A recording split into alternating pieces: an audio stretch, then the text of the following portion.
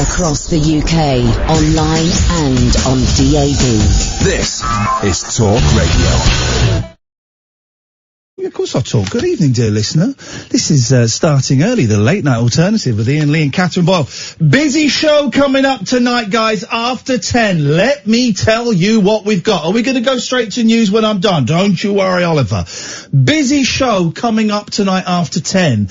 We will be speaking. There's a movie out. Came out a few months ago. What's called Love and Saucers, about a gentleman called David Huggins who claims that he lost his virginity to an alien. It's a documentary. It's had some great reviews, and I'm thrilled to say that we've got Professor Joe Laevens is going to come on at 10:30 and talk us through that. And he sent us some photographic evidence of some diagrams, yeah. Some diagrams. And who have we got on at 11, Kath? Guest heavy. Mistress Sofia, also known as Sherry Lever. She turned to sex work later on in life, and she's making it pay in so many ways. Wow. I looked at her Twitter feed. What's her Twitter? Do you know her Twitter handle? Because it's bleak. It's a bleak hole. You want to see some tattered bums. I mean, mine's bad, but God, the state of those buttocks, it's outrageous. So all of that is coming up, plus your phone calls. Oh, and I'm expecting so many phone calls from people, little snowflakes, triggered snowflakes, who are upset that I have called Boris Johnson and Donald Trump racist. It's had over nearly 200,000 views, a little clip we put out last week. Nearly 200,000 views. Kath's just seen the smack bums. That's awful. You're going to need a little bit of TCP on that, but that's going to smart. For God's sake, don't pick it. Never pick your bum. Over nearly 200,000 views. I've had thousands of comments calling me a nonce, talking about my divorce, my drug addiction, all these kind of things. So I'm guessing some of those guys are going to phone up tonight. Get your calls in now, please, dear listener. 0344 499 1000. This is Talk Radio. Across the UK, online and on DAB.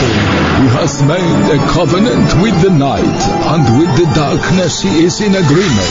Uncut after-hours conversation for the up-all-night generation.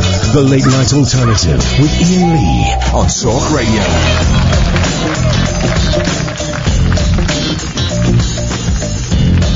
0344 499 1000. It's either the 45th anniversary. I think it's the 45th anniversary of Mama Cass dying. So, dear listener, let's have some Mama Cass, please. Once I believed that when love came to me, it would come with rockets, bells, and poetry. But with me and you, it just started quietly and grew. And believe it or not, now there's something groovy and good about whatever we got.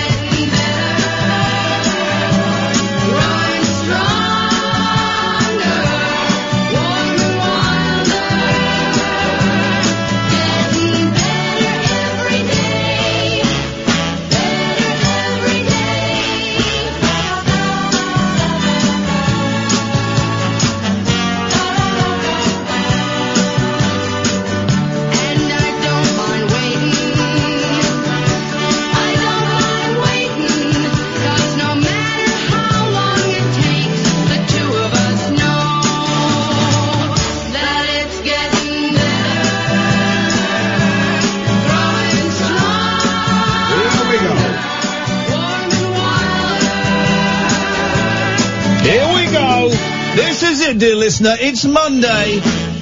Oliver's on the keys, so it's going to be a little bit sticky. He's not done it for a while. 45 years ago, Mama Cass passed away. Didn't choke on a ham sandwich, didn't choke. There was a ham sandwich in the room. It was uneaten, guys. Uneaten. Coming up, maybe even this week, a guy called James Felton, right? Not tonight, but he's written a book. The subtitle is The History You Didn't Get Taught at School. The full title, 52 Times Britain Was a Bellend. Now, someone, whoever it was, and apologies, dear friend, someone tweeted me saying, this might be good for your show. And normally those suggestions I look at and sneer. And I looked at that and went, oh God, yes, we're having that. So James Felton, the author of that, is going to come on at some point soon. My Life Story are coming in September, which I'm very, very excited about. Mike McCartney is on in a couple of weeks' time. And tonight, it is a busy old show. We are talking, Dominatrices. Okay. And we're talking sex with aliens. It's a horny show. So those of you that don't like the horny shows, I would say switch off. And tomorrow we're going to tomorrow we'll do a PG show. Okay? Are you sure? We're going to do a PG Are we capable? We are doing a PG show tomorrow. 0344991000 is the telephone number. If you want to give us a call, you'd be very, very welcome, particularly if you've ever harboured any desire to be submissive or dominant. Well, can we give out her Twitter feed? Because I want you. This is not safe for work, and if you are easily shocked, don't go and look at this Twitter feed. But you've spoken to Mistress Sofia before. Yes. I heard the interview. It was great. She's thoroughly charming. So really nice lady. Unless you pay her to be otherwise. Exactly. What's the Twitter feed so that people can go and look at some red raw bottoms? Sherry Lever. Sorry? At Sherry Lever. But how are you spelling that though? SHERRYLEVER. Sherry Lever. Sherry Lever.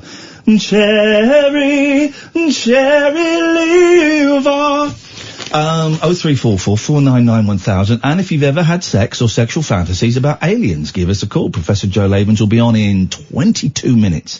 Let's go to Mike. Good evening, Mike. Hello. Are you well? Both of you? Very well, Mike, although I have rotten guts. Oh, don't you do it. Well, they think I might have bowel cancer. I'm going for the tests. Did he think it, or is it just a routine investigation to eliminate it? That's exactly what it is. All right, Catherine, but they wouldn't do it if there wasn't a chance. And so, therefore, you have to put up with the foul smells that emanate from me, because I could have a very, very serious condition. Mike, what can we do for you on this, the holiest of all Mondays? I'll only mention it once, but in regards to those racists, one of which I reported to the police, and the police called me about it today. Was that the one that did the 6-letter, the NN? Yeah, it was. Oh, and then I've noticed this with racists as well. They're all barristers and solicitors and have an expert understanding of the law. I had one of the barristers or solicitors telling me that if I were to say something untrue about someone on radio, it will be slander. It's not. It's libel. Trust me, I've sat through enough courses to know. I saw that. You've been a radio broadcaster for 20 years plus, and they're telling you that. It's like, come on. Oh, anyway, I don't want to waste my breath on my valuable call on them. Oh, I have a business opportunity for the two of you. Yes. Oh, money. I'm in. And I'm entering early in the year. You should have sold some strawberry jam last Christmas. I was surprised. I was really surprised I didn't get the gig advertising strawberries. Genuinely thought I was going to get an offer for that. Or cream. I mean, they've not done naughty but nice for years, but we could do that. Yeah, I was really disappointed at that. Okay, but what have you got, Mike, that's going to make us a few quid? Well, it's going to get your listeners definitely thousands, probably tens of thousands. I am soon to partake in a charity boxing match. I'm sparring for the first time tonight. It really does hurt getting hit in the face. It would do, yes. So, for £25 each, you could be my shirt sponsor. Imagine Rocky and the meat factory, writing meat factory on the back of his shorts, or T-shirts. Thousands of listeners, millions in fact. Well, hang on. Where is this boxing match taking place? In a huge hotel. So you're having a fight in a hotel? That doesn't That's sound... quite common. Events like that are quite common in hotels. Yeah, I know, but that's after Fights on a Saturday night. Yeah, that's after a right old booze up. No, it's not just, What are you doing? drinking and fighting. Have you got a little cup and you're shaking 2 die in there? Dice. What do you mean right now? Which is the plural of dice? Die or dice? Die, Dice. it's die. Die is one. Die is singular. Dice is This more is than it, one. isn't it? Yeah. Yes. So it sounds like what you're doing. You're about to have a go on Monopoly and you're really, really, really shaking up to get the luck. Or you've got a Pop-O-Matic on the go. Yes. I don't know what a Pop-O-Matic is, so it's definitely not one of those. Or Poor it could- child. Or it could be a Pop-O-Matic, but you don't know what it is you're playing with. Well, I'm driving, so there'd be neither of those things. That would be dangerous driving. Okay. Would. But yes, £25 each for that, and it's supporting a good cause. Well, where does the £25 go? Cancer research. £25 each. Well, hang on. What do we get for that? You get. I'm quite a large man, Yep. so you get the whole of my back. And if you do it, I will get Iain and what's that squiggly thing? The Prince sign.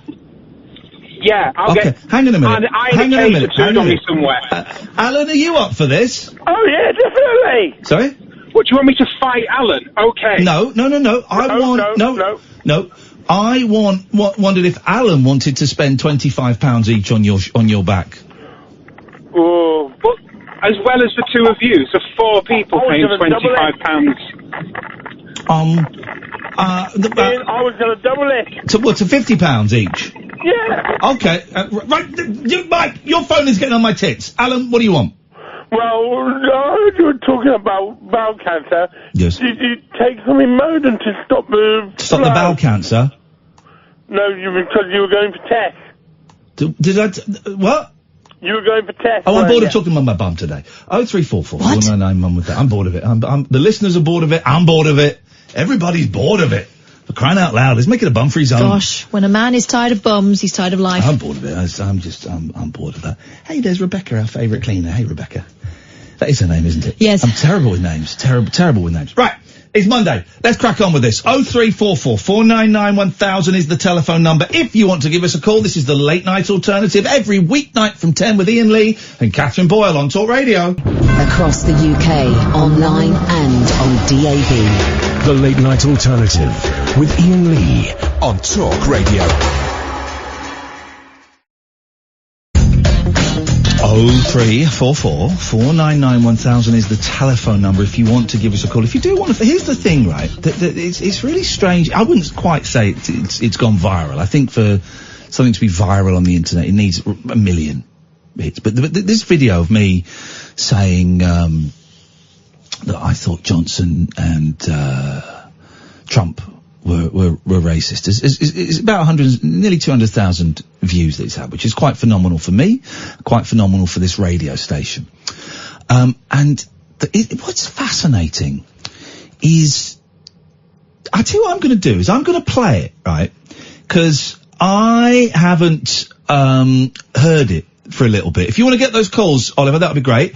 I'm going to play it because I haven't heard it for a bit, and I just want to make sure that I'm remembering it, because it would appear loads of people are hearing something that I didn't say, but I'm not totally sure.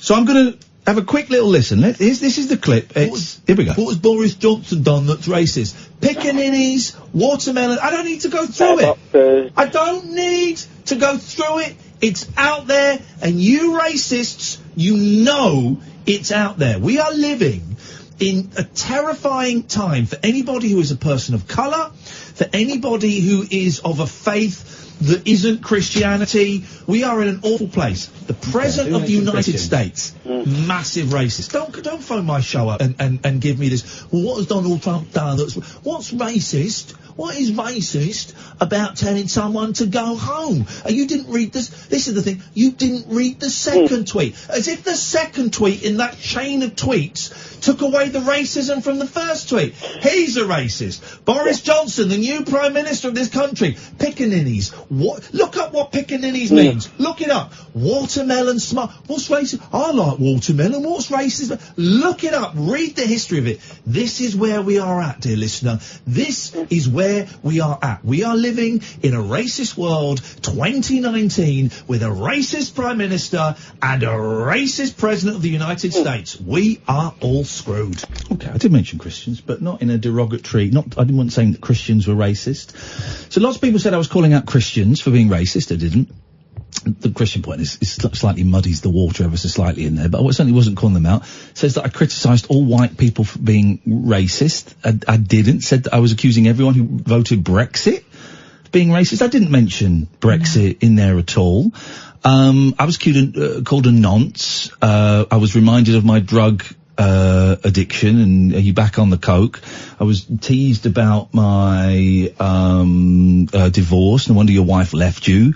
I was teased and mocked for being bisexual. All of that stuff, and it's really interesting because here we go. Look, this is the old Mr. Gamer guy on Twitter. Anyone associated with talk radio should be ashamed of this.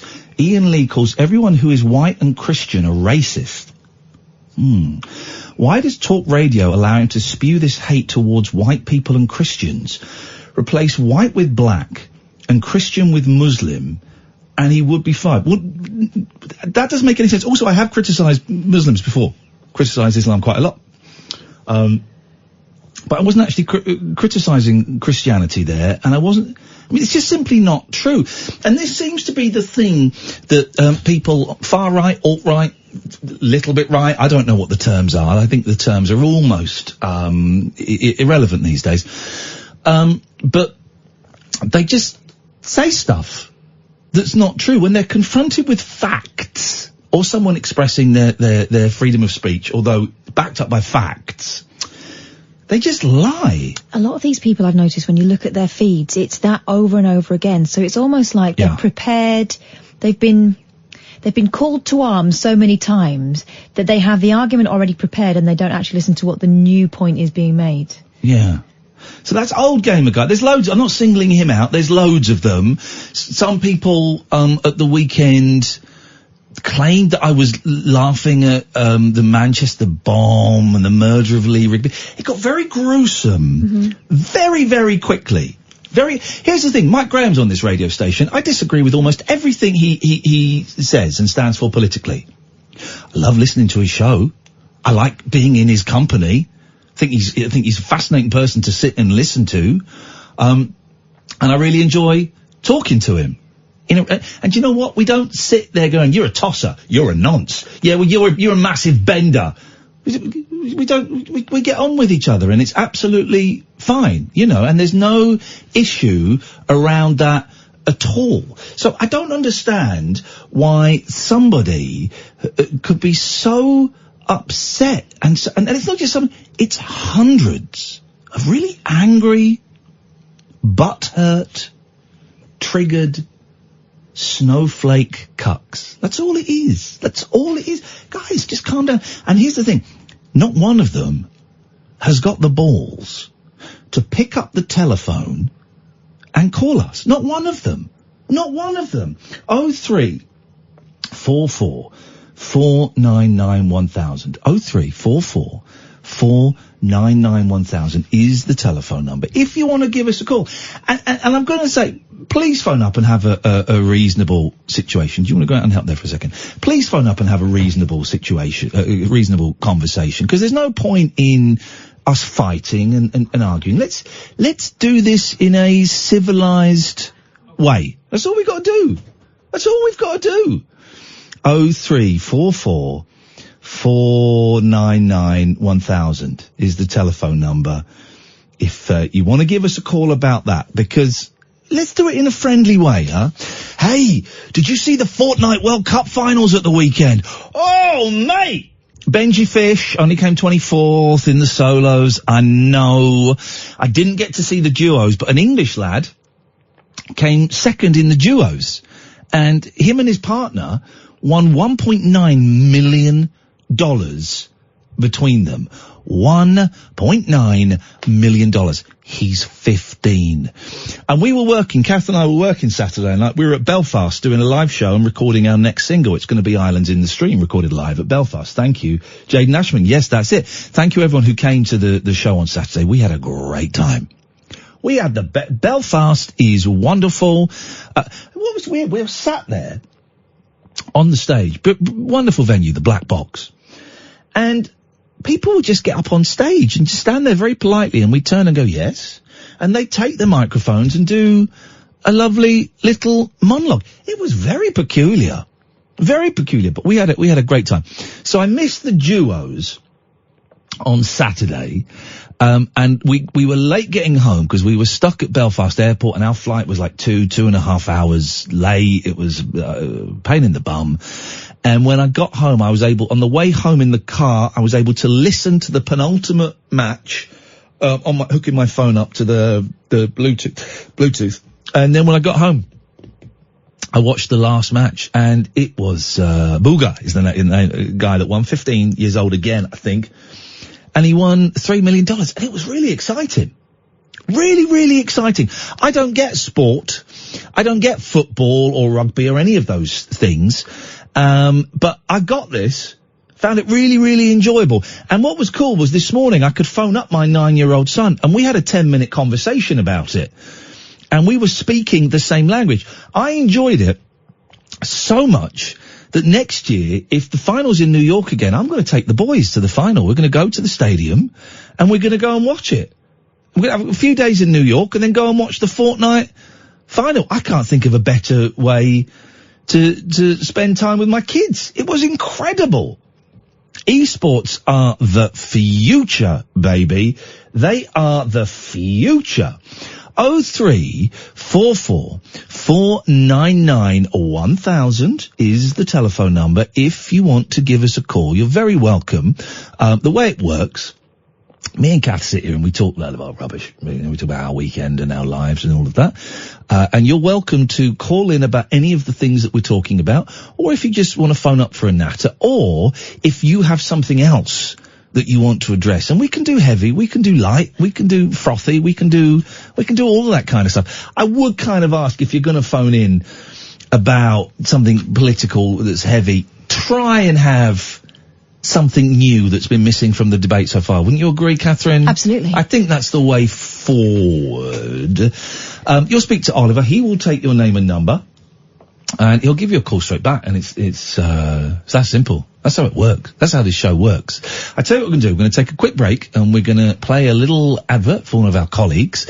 And then when we get back, I'm going to call up Professor Joe Laevens, and we are going to talk about this movie that is out about a guy who lost his virginity to an alien. If you want to talk to the professor, if you want to share your thoughts on UFOs or any encounters that you may have had, now is a great time to give us a call. 0344 499 1000. This is Talk Radio. The Late Night Alternative with Iain Lee. On air and off the leash. On Talk Radio. Why did these beings choose me? There is an orange yellowish light comes on. David is looking at the light. It doesn't hurt his eyes. He is aware of the beings. They are standing over him. They are touching his body. My name is David Huggins. I'm 72 years old, and I live in Hoboken, New Jersey. I was living a perfectly normal life until I started remembering things. It was just like image upon image upon image. It wouldn't stop. I was so scared. The eyes were just glowing. They hit the ground running straight toward me, and we floated up to some type of craft. I said, "You hurt me, you hurt me." No, no, no, no, no, no, no, no, no. This is the woman I never told anyone about. When I was 17, I lost my virginity to a female extraterrestrial. That's all I can say about it.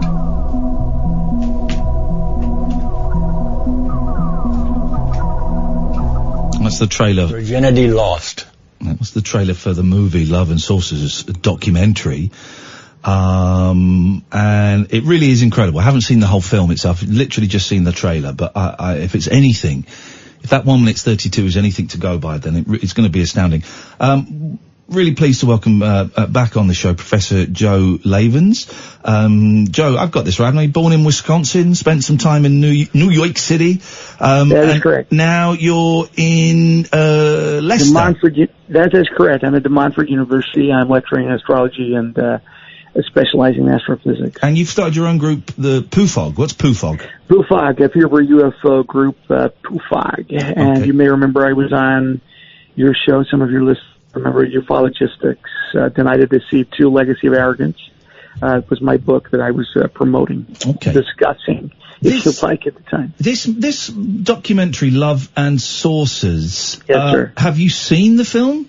Yes, I have. The coitus happened in 1961 when Huggins was a teenager. It's a fascinating story, and it's one that I have heard of many, many times. And it's so extraordinary because the subject matter, as I say, I've heard of it many times, but it triggered in me thoughts of what happened in my past. Okay. In 2004. Ah, okay. I didn't know this. I thought we were talking about the movie. Are you saying, and the movie is about David Huggins, who had his virginity. He's an older man now. It looks like he's in his 70s. Had his virginity taken when he was 17 by, well, he paints, and he's painted a very busty, clean-shaven, sexy alien lady, who, for some reason, if you watch the trailer, for some reason she's lifting her own breasts up. I don't quite know why that is. Well, as if to offer them to us, yes. But this is taking a turn already, Professor. You're saying this happened to you? I'm not saying that my experience was exactly like Huggins, but all I know is that in 2004, I believe I've sent you a diagram of what happened to me. I was in an area that's the eastern plains of Colorado. I'm a painter myself. I was out living near Burlington. If any of your listeners, that's not far from Denver. Okay. I was out in a mountainous region. I was painting. I'm an artist as well as a scientist, both right and left side of my brain, if you like. Or I'm lucky that I do have those skills. And I was visited by, call it what you like, extraterrestrial aliens, an empress who I called Barbinkium 23. Sorry, what was her name? Sorry. Barbinkium 23. Barbinkium 23. She was an empress. An empress of a kingdom. I don't know the name. I was not party to the name. I was not given the name. And I done it with her on 2 occasions. I did the 13th of May. You did what? Sorry. I done it with her on 2 occasions. 13th of May 2004, and exactly 1 year later, 13th May 2005. Okay, well if we can take this chronologically. I've just tweeted the diagrams and the photos that you sent me. Right. So I'm looking at 13th of May 2004, 6:21 in the evening. That is correct. That's when coitus took place. Yeah. Barbinkium 23. Right. Well, can you describe her? She looks like a dog, and I don't mean that in a rude way. She looks like she looks like a dog. She's on all fours. And on her back, she has tits on her back. She's got tits on her back, yeah. But come on, no one's perfect. No, and she's got.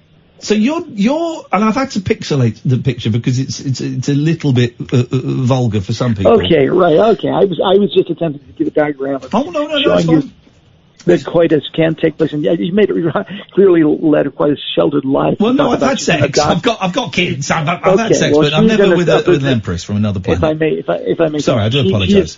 She's in a position that you can receive. I don't want to be too graphic for your listeners, but that's the same position that human beings can do as well as. And Barbinkium, that was a position that she liked. And it's. Well, I've not seen that caption. She has a long thing. It looks about. I thought it was a ponytail, like. Well, it does look long. The female human Ariana Grande, but apparently that's. It's a tentacle going up your anus, etc. And went up my bum, etc. And that comes from the top of her head. It's about 8 feet long, What was that? What was that tentacle made of, and how did it affect? Well, the as sex? you'll see from the diagram. Yes. Looking at the what diagram it was made now. of, I was not. What did it feel like to you? Did it feel leathery? Did it feel scaly? Slimy? Hard? Did it? I gotta tell you, it was pleasurable. And often it is. was maybe possibly secreting something from the end of her tentacle as it went up my bum. But okay. And now, how did this situation occur? Were you in? Did she chat you up in a bar, being slightly flippant? This is the problem. I mean, it's a very interesting question because, when I first met her, when I was out there painting, the sexual congress itself is extraordinary. A tiny bit of foreplay, maybe touching, tits on her back, and that. But what I would pay her a compliment. You have a beautiful smile, Barbinkium 23. Would you like these flowers? Of course, flowers in her culture mean a little more than vegetation. She'd sniff them and she went pee-pee on them, but that's fine. Yeah. All the conventional things that people do when they're courting on planet Earth is not necessarily. She had one word that she said to me throughout, "Conkeely," she'd say, and sometimes. What does conkeely mean? Well, it's very difficult to say. Sometimes she was angry when the foreplay did not please her. Conkeely, angry. And sometimes softly when she was stimulated. Conkeely. And that was only one of three words that I understood at that time. Okay. Conkeely, Dulay Sudan, which to me always sounds like Dudley Sutton, who was in Lovejoy. I've worked with Dudley Sutton. Okay, but that was not. I'm not saying she was. Yeah, okay, but I'm not saying she. That's a great actor, Dudley Sutton. Sutton. Okay, I'm not saying it. She was saying Dudley Sutton from Lovejoy. I'm just saying that it sounded like Doodle Sudan. What's this? Can I ask? What's the second picture? It looks like an elephant with a wig on. What's that a picture of?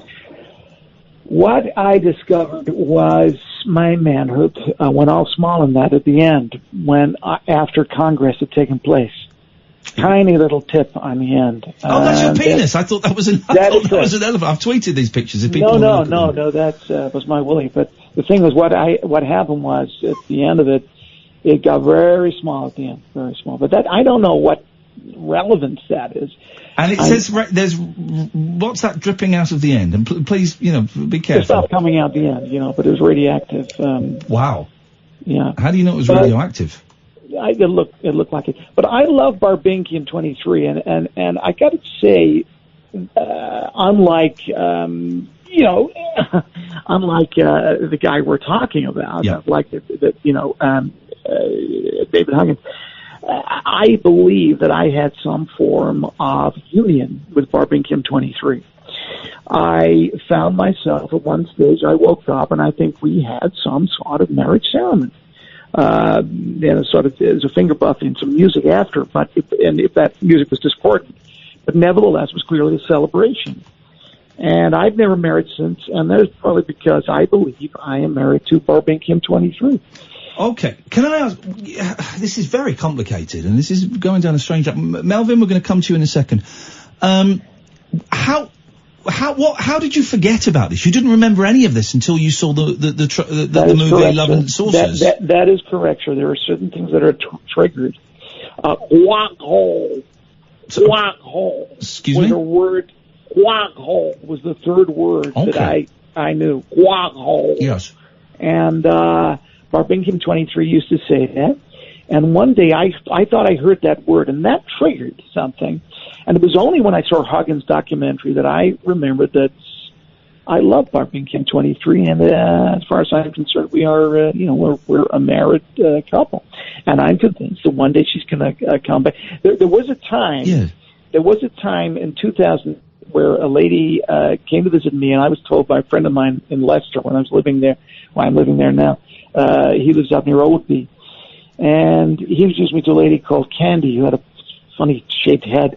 And he said that was Barbinkium 23, but it wasn't. It was a lady called Candy who worked for Leicester City Council. But I don't think I've ever met Barbinkium 23. I don't think she's been back since 2005. But I will meet her again. And Okay, can we take a pause for a second? I just want to bring in a call, if that's 0344 499 1000. If you want to talk about your own experiences, or if you want to question the professor about his, or talk about the David Huggins movie. We've got Melvin on the line. Good evening, Melvin. Good evening, Ian. I've got a question for the professor, if that's okay. Yep. Hello, Melvin. Hi. Hi, big fan of your work. On the previous show, you mentioned about space aids. Space aids? Yeah, can you only catch space aids on the outer rim? Yeah, okay, that's a joke about... Well, hang on, is it a joke? What do you mean by that, Melvin? Well, no, I'm just concerned, that's all. Can you catch space aids in the outer rim? You mean the outer rim of the universe? Yeah. Of Uranus? No, the universe. Okay, Ian, seriously, I've been invited on here to talk about... I think that's a I don't know. I think that's a serious question, Professor. I'm not quite sure. Can I catch space aids on the outer rim? No.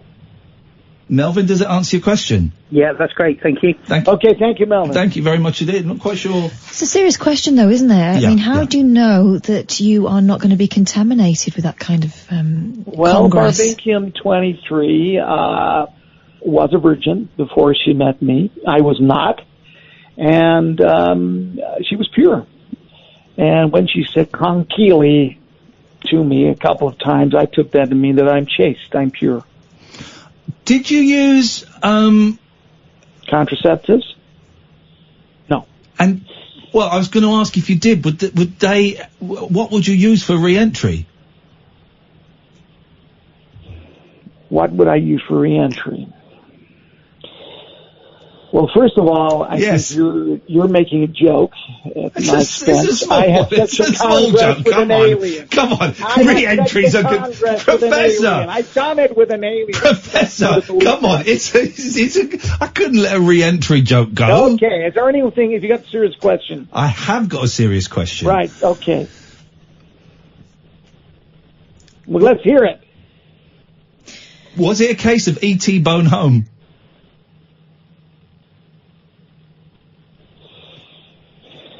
If you're just going to make smutty jokes about a love affair I had with Barbinkium 23. Okay. You're talking about his wife. I'm being mean. Think about my wife.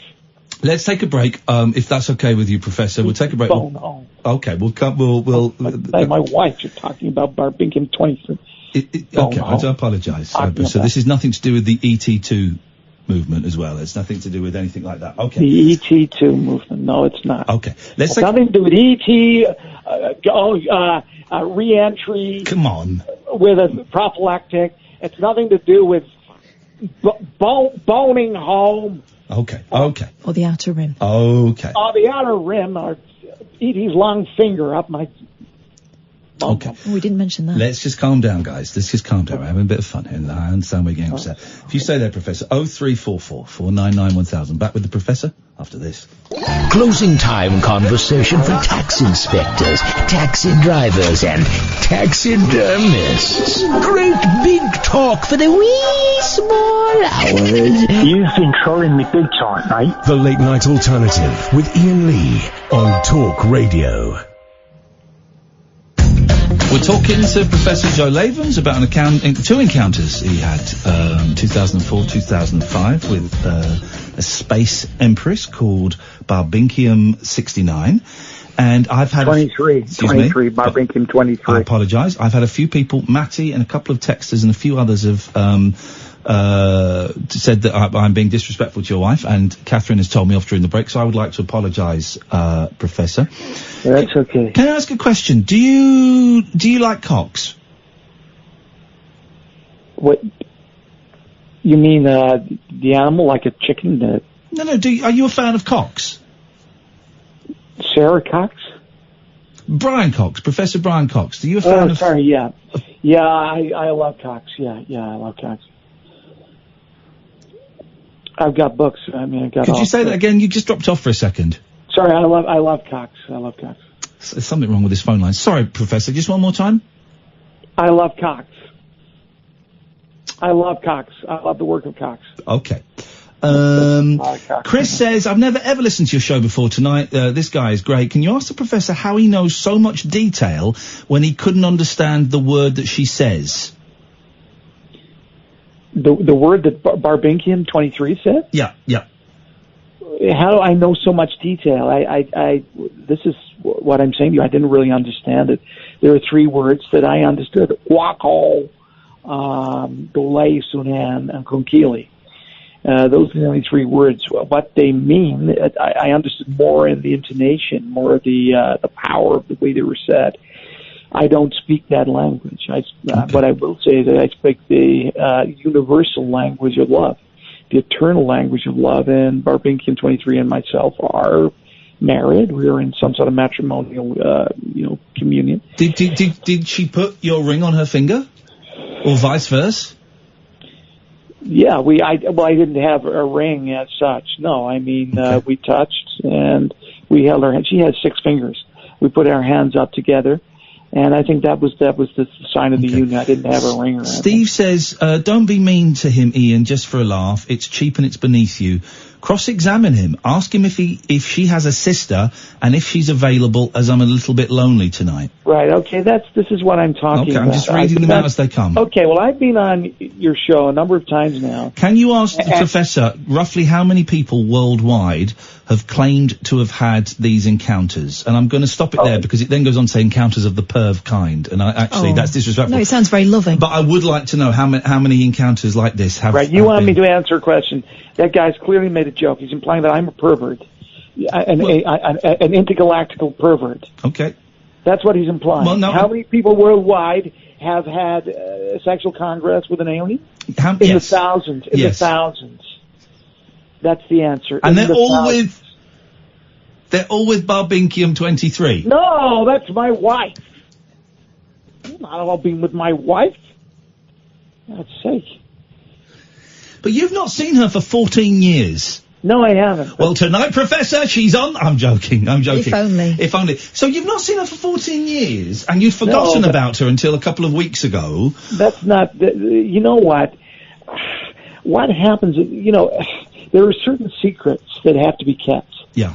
And I don't know the ins and outs precisely, but I had a part of my memory erased. Okay. Deleted temporarily, and I had a trigger.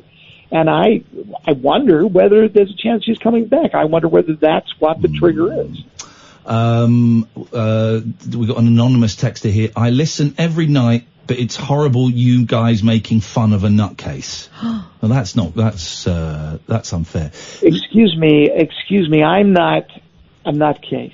Okay. I know it's far out what I'm saying, but I was on here to talk about Hagen's documentary. Mm-hmm.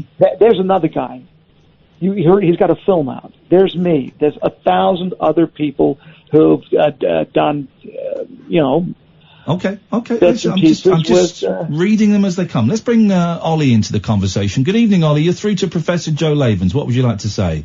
Hi, Ian. Hi, Kath. Hi, Professor. Hello, I was just wondering how you know it's a she, because they're alien, and I was thinking maybe the tail could be its member, its penis.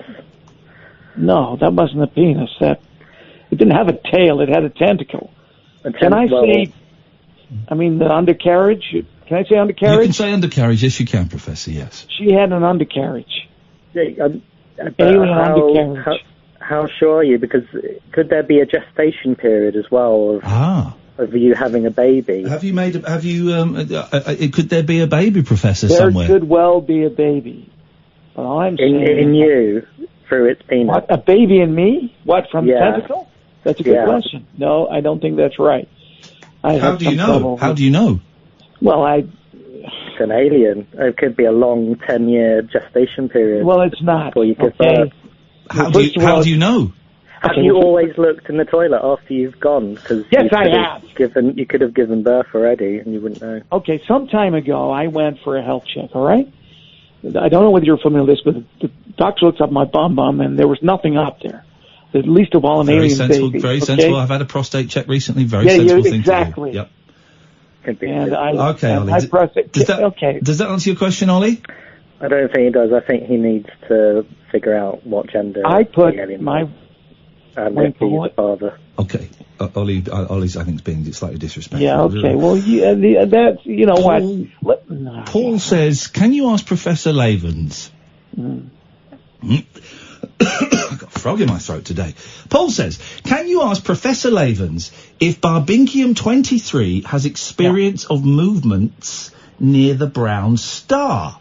I've heard there's lots of fun to be had there, but it's not everyone's cup of tea. Now, I don't know, I've not heard of this brown star. Where is it? And would she have experienced movements there? You're talking about my wife's mom, aren't you? I don't know. Paul, oh, I see. And it's no question, he's called Paul as well. He could be. I've seen the film. Okay, he could be talking about my that. Wife's brown star. What's the matter with you? Okay, just asking. So where does that leave things, Professor? Are you counters with optimistic? All right. Okay. Are you optimistic that Barbinkium 27 is going to be coming back? Okay. First of all, it's Barbinkium 23. Apologies. My wife. Couldn't read my writing. I'm optimistic she's coming back. Brown star and all. Okay. And have you tried to communicate with her? I don't really know. I have. I tried telepathically to communicate with her, and I know that's too much for you people to understand, to get your heads around. Yes, I have. I've tried to telepathically tell her to come and get me. And I love her. Okay. Can I ask a question? Yes, you can. Obviously, it's been a while, and I understand that there is a huge attachment there. I've seen the diagram. Yeah, that was a big attachment. I'm just wondering whether, having experienced what you have with Barbinkium, a human woman will ever do. No, that's right. And thank you, at last, someone who actually sympathizes. I have had a number of relationships that have crumbled. Tentacle aside, it was not pleasurable having a congress with a human lady. And some of them were quite fit and everything, you know, not just ugly ones and that. Mm-hmm. But once you've done it with an alien, I'm telling you, there's no going back. You can't manage with the boobs on the right way around? No, I like the boobs on the back. Both the same size, they were and everything. Proper ones, nipples on them and everything. Okay, Professor, thanks very much for coming on. Is there going to be a book about this? I've tweeted the images. Will there be a book about this? Well, I think so. I don't want to jump on the Hawkins bandwagon, but I'm thinking of releasing a book, and when it comes out, I'd very much like to go on a different show and not yours. Okay? Okay. Thank you. May I ask... Well, or perhaps you and I could have a chat. May I ask why you'd like to go on a different show? Well, there's people coming on and making jokes about my wife's boobs and undercarriage and tentacle of my anus and all this sort of stuff, and puerile double entendres about having sexual congress with an alien. And that's why I'd rather just draw a line under it. Thank you. Okay. Well, we'll leave it at that. Thank you. How is your gear stick in your cockpit? Yeah, this is what I'm talking about. Mm-hmm. How is my gear stick in the cockpit? It doesn't even work, that one. So if you're gonna make a puerile double entendre, make sure it works, okay? In space, no one can hear you come.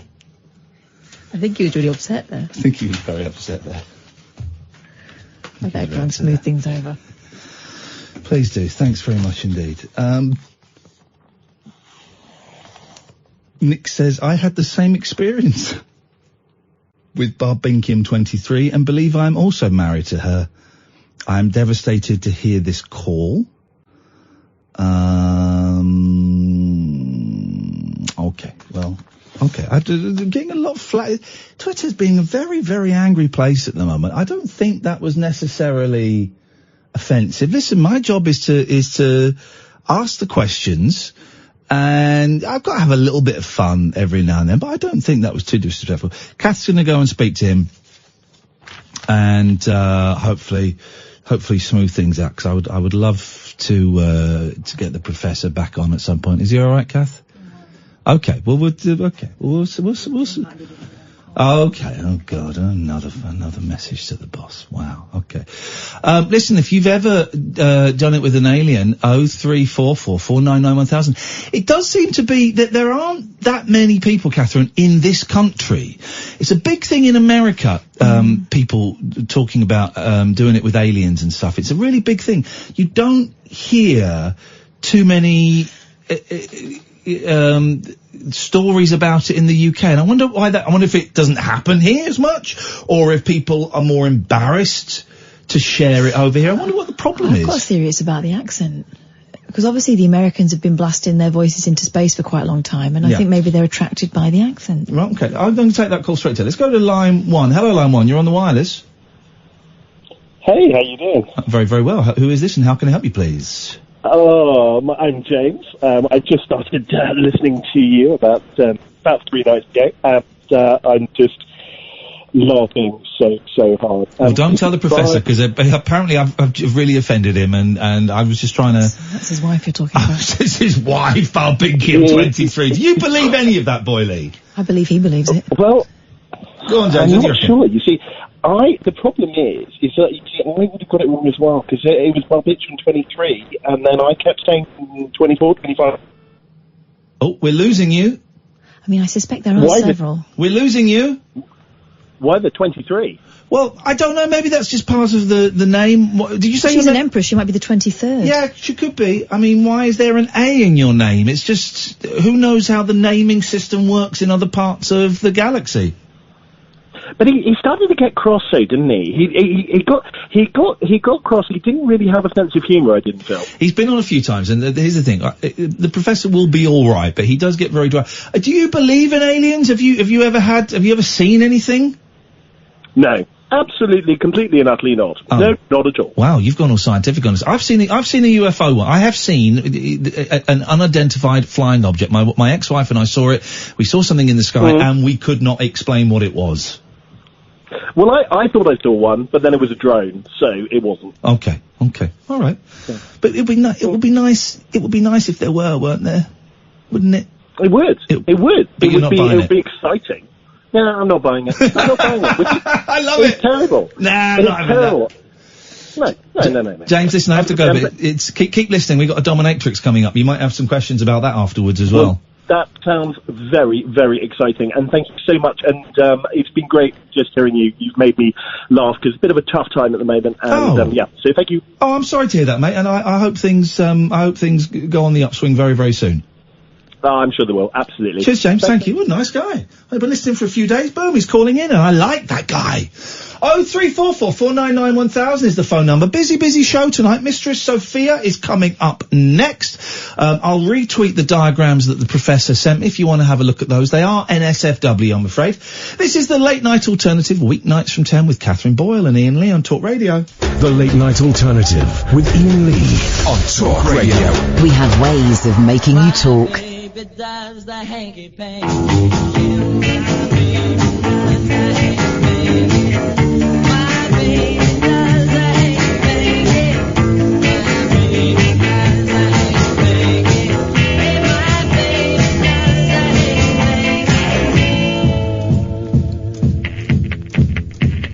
My baby does the hanky panky. My baby does the hanky panky. My baby does the hanky panky. My baby does the hanky panky. My baby does the hanky panky. I saw her walking on down the line. Yeah, you know I saw her pulling every time. A pretty little girl standing all alone. Baby, can I take you home? I never saw her till it's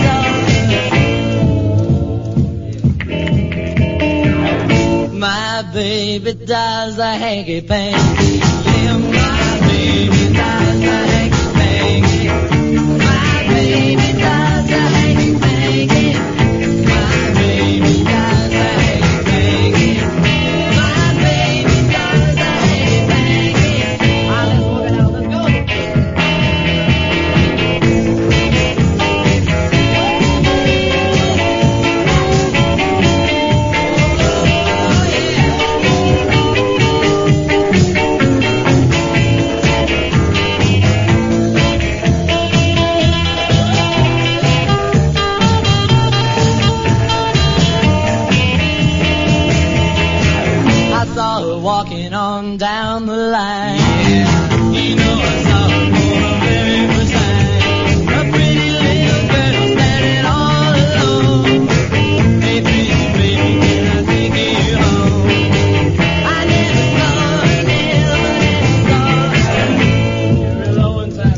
go! 03444991000 is the telephone number if you want to give us a call. Old Mr. Gamer Guy, apparently is trying to get through. He's the one that said I called all white Christians racists when I didn't. Tried calling in, but they wouldn't put me on. Running scared, Ian. Get some balls. Just a washed-up junkie who only gets airtime by race baiting. I mean, I've got no idea what that means. Anyway, you want to give us a call, old Mr. Gamer Guy? 03444991000. Would love to talk to you, buddy. Now, here's something. I can't remember why we were talking about Mistress Sofia why she popped up. I know she's been on the show before when I was off. Oh, we saw her in the paper because she's got a book out. And she's had another interview recently about it. Yeah. We have her on the line now. Let's go to Mistress Sofia. Good evening, Mistress. Good evening. How are you doing? I'm very well, and how are you? Very, very well, thank you very much indeed. You have a book. I wasn't aware there was a book. Let's get the plugs in at the beginning, and we'll get them out at the end as well. What's the book, Sophia? If I may call you Sophia. Yes, it's called From the Missus to Dominatrix. And now I heard you, because you came on last time when Catherine was hosting, and I was off. Yeah. But I was listening. Man alive, that's some story you've got there.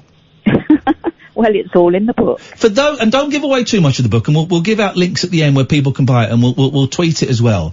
Okay. But give us a brief summary. You were, if I've got this right, in inverted commas, a normal, everyday housewife, and then... yes, I was. And then you decided to change things a bit.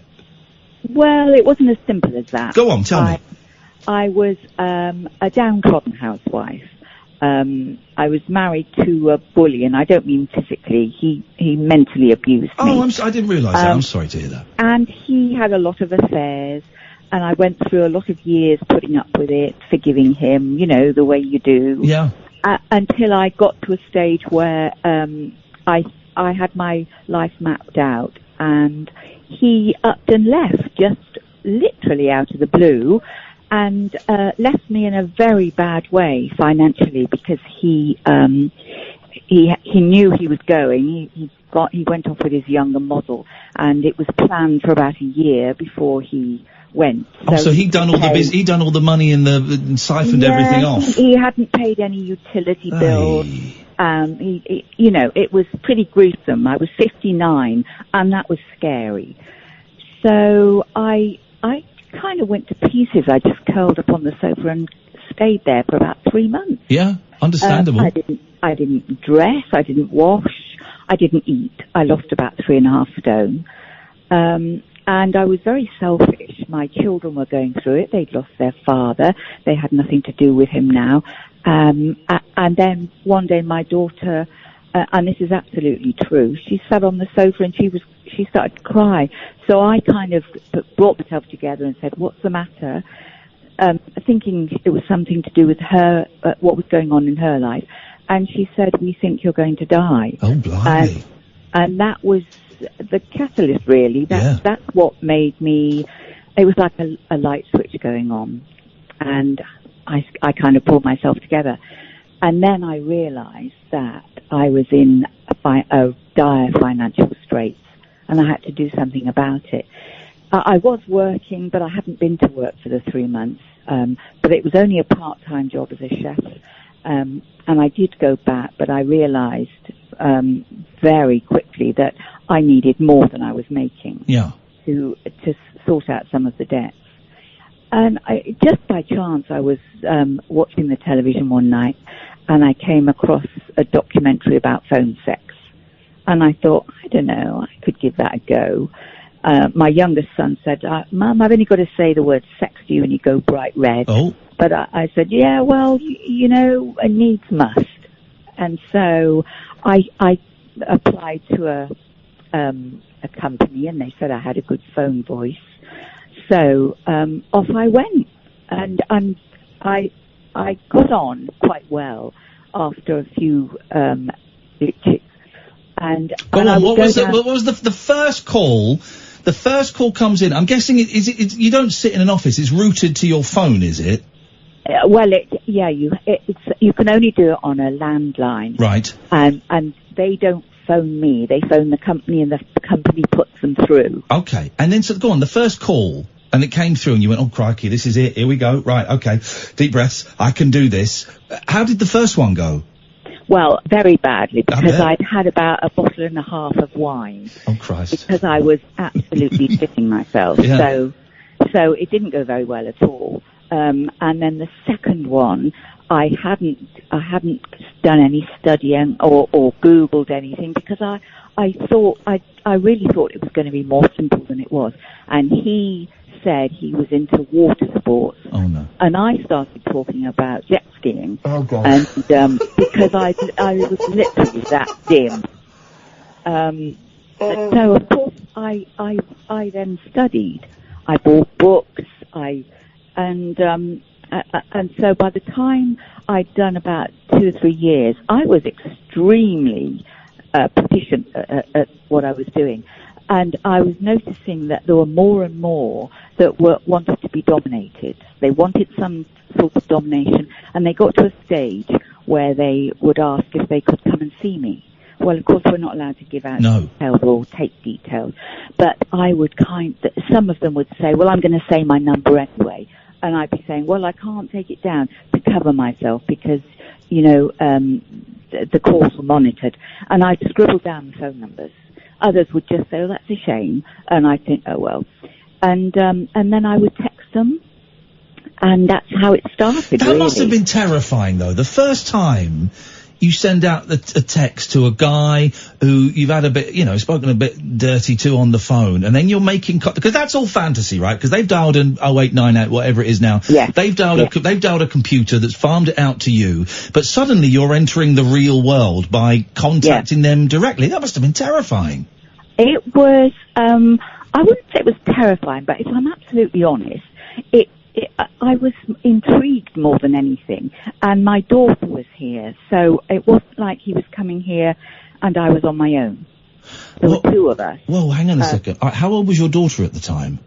At the time, she was in her mid-20s. Okay, and what did she think about... Now listen, and I know, and I suppose we should say this, and you can correct me if I'm wrong, but being a dominatrix is not the same as being an escort, or we used to say a prostitute, because you're not having sex with them. No.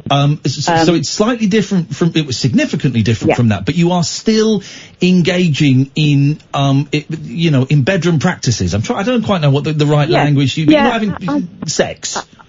Yeah, I suppose I'm very passionate that people understand that we are not escorts. Yeah. Nobody touches me apart from my feet. Ever. Hang on a second. Did you hear that, Kath? She got all stern there. Don't mess with her. She did it. No one touches me ever apart from my feet. Very stern. I like that. Anyway, yeah, sorry. So, but the first guy that came, he turned up as, let's call him Mark, and he was dressed very smartly, and he took me out to dinner, and he was actually, he was quite alpha. And so we had dinner, we came back. He actually stayed for the weekend. So I went in all guns blazing. I didn't just do an hour session. Yeah. He'd come down from London, so weekend. and I let him use. I had a spare room at the time, so I let him use that. Whereas now, if they stay for a night, they get locked in a cage. But then everything's a learning curve. Yes. And then when we came back from having dinner, my daughter was sitting watching the television. We came in, and he said, "May I go and get changed, please, mistress?" So I said, "Yes, of course." So I allowed him to go up, thinking he was going to come down in a little maid's outfit. Well, he came down in a little pair of leather shorts with a spiky collar on, and he had a really good body. And, good for him. And so I sat there with my mouth open, and my daughter realised I was flummoxed and said, "Okay, go in there and take the washing out and do this or do that." And she kind of took over. And then he came and he was hanging this washing. My dryer had broken down, so he was hanging the washing on this clothes horse. And she was mouthing something at me, and I was saying, what? And I realised she was saying, "He's got a semi." Well, I mean, that was just horrific to me, because I was quite crude then. So I had to sort of cope with that. And then he fell to his knees and started kissing my feet. Yeah. And that was something that was really embarrassing. And my daughter was gazing around the room, not knowing what to say. But of course I had to try and pretend that this was something I was used to doing. And then he said, could he go and get changed again? So by this time I was thinking, oh my God. It's like Cher. So he went upstairs, he came down this time in a little red baby doll ensemble, all sort of frills and quite cute actually. Yeah, very pretty. Asked me if I put his lipstick on, which I did. Wow. And he had a wig. He had all the trimmings. Luckily, because I had nothing. I mean, I had no equipment really. And then he asked if he could clean. Well, by this time it was bedtime, so I just kind of said, well, yeah, go on then. I'm going to bed. Well, he cleaned until about 3 o'clock in the morning. And now listen, Sophia, Mistress, I get the sub-dom thing, right? I don't want to give away too many secrets, but I get it, right? I get it. I get it's nice being tied up, dressing up, getting a little bit spanky, all of that stuff. I get it. Yeah. I don't get the cleaning. Where does the pleasure for the guy come from the cleaning? Because it's true servitude. And that's what they want to do. Right. Whether they're sissies and dressed up or just slaves and either in leather pants or naked or just in a chastity device, it doesn't matter as long as they're just doing my bidding. They want to please me. So whatever I tell them to do, they will do. Now, you mentioned chastity devices. We've looked through your timeline. I've looked at as much as I can bear because, my God, that bloke's poor backside. But you have, I don't know what the phrase would be. I'm going to call it, cock stocks. It's like the stocks that you put someone's head and arms in to throw tomatoes at, but it's for the penis. Yeah. Now, now, I've seen some things in my time, Sophia, but I've never seen anything like that. Where does one get one? And well, it was made for me by one of my friends. Of course it's bespoke. So it's bespoke to me. So you've gone from having nothing at the start, and we have looked at your pictures and we've enjoyed your timeline a lot today, to having what looks like a huge collection of paraphernalia.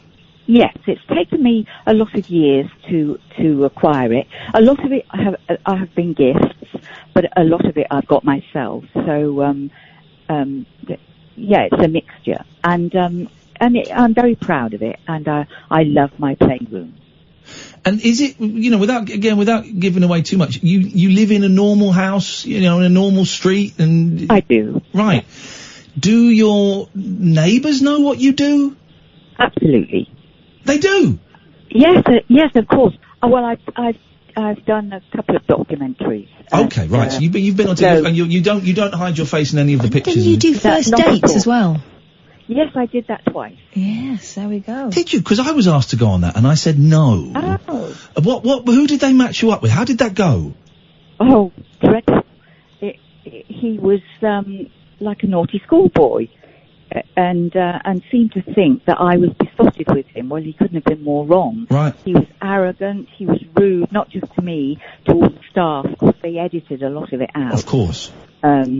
And at the end of it, when they said, do you want to see each other again? He said, yes, let's do this. And I said, absolutely not. So then he went on and said, well, can I have another crack at it? Well, I was still sitting there. But they'd already asked me to go back on again. But he was just, yeah. The second one was a lovely guy, but there was no spark. No. So your neighbours, did you tell them, look, you're going to be seeing a few guys coming and going at weekends, or did they see you on the TV? Yeah, I told them what I was going to be doing. Right. And they were fine. I've got great neighbours, and they're fine. I don't flaunt it in their faces. No. It's all very discreet. I've had a sissy cleaning my windows occasionally, but it's always been when everyone's at work, when any kids are at school. I don't do anything. I've taken a puppy for a walk in the park, but I knew that there'd be no kids about. When you say puppy, you mean a guy dressed up with something shoved up his tail shoved up his jacksie, I'm guessing? Yeah, well, he didn't actually have one at that particular time. Okay. Because he was all dressed in latex and there was no hole in the latex. Wow. Okay. So, he wasn't really he committed. had the mask on and paws. He wasn't committed to the role, this guy. This guy's a lightweight. If you're going to do it, you need a tail shoved up there. Oh, he does have a tail. Okay. At other times. It was my choice for him not to have the Good for you. Well, you're very kind, Mistress, and it must be appreciated. Go on, Kath, you were going to say something. I was going to ask you about the sort of practicalities of it, and obviously, you know, you've got all these equipment, so people don't have to bring a toolbox when they come and see you and stuff. But I imagine your house is it pristine, or do they do a bit of a rubbish job? Oh no, if they don't do a job that I want, they get punished. Right. So of course they do as good a job. I can't remember the last time I changed my bed. It's got to be a couple of years because I have a sissy that does it. And they do everything: polishing, cleaning, washing up. I must be honest, well, after the first guy who stayed the weekend, it took Amy and I about 6 months to find everything. He had OCD and he put everything away into drawers. So we couldn't find spoons and God knows what for such a long time. But my kitchen has never been so clean. I could do one of those for a weekend. Do you, if I ask anything that's inappropriate, do tell me to jog on, Sophia. But do you have a partner now? Have you had partners while you've been doing this? I just wondered what they made of it.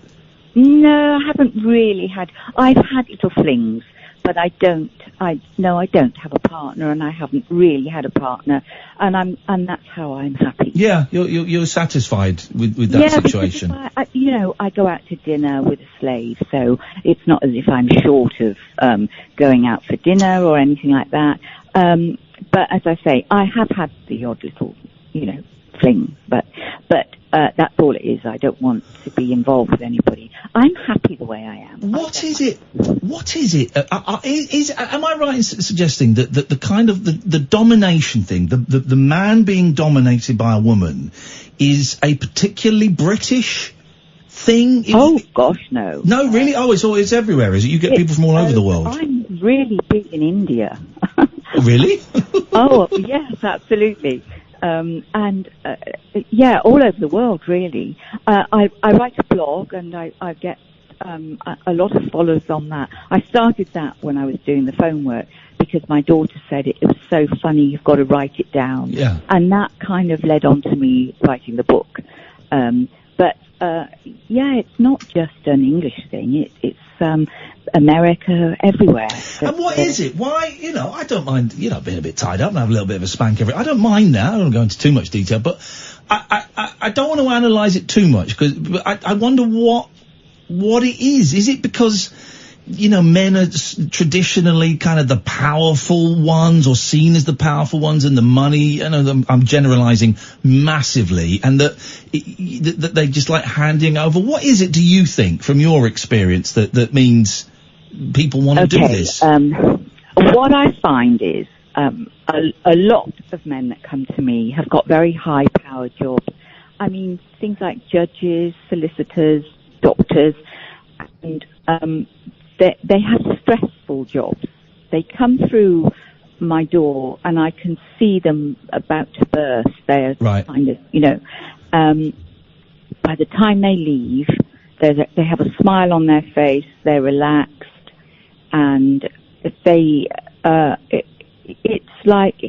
kind of a hobby. Yeah. But they leave all their stress behind. And they do a lot of talking as well, and I encourage that.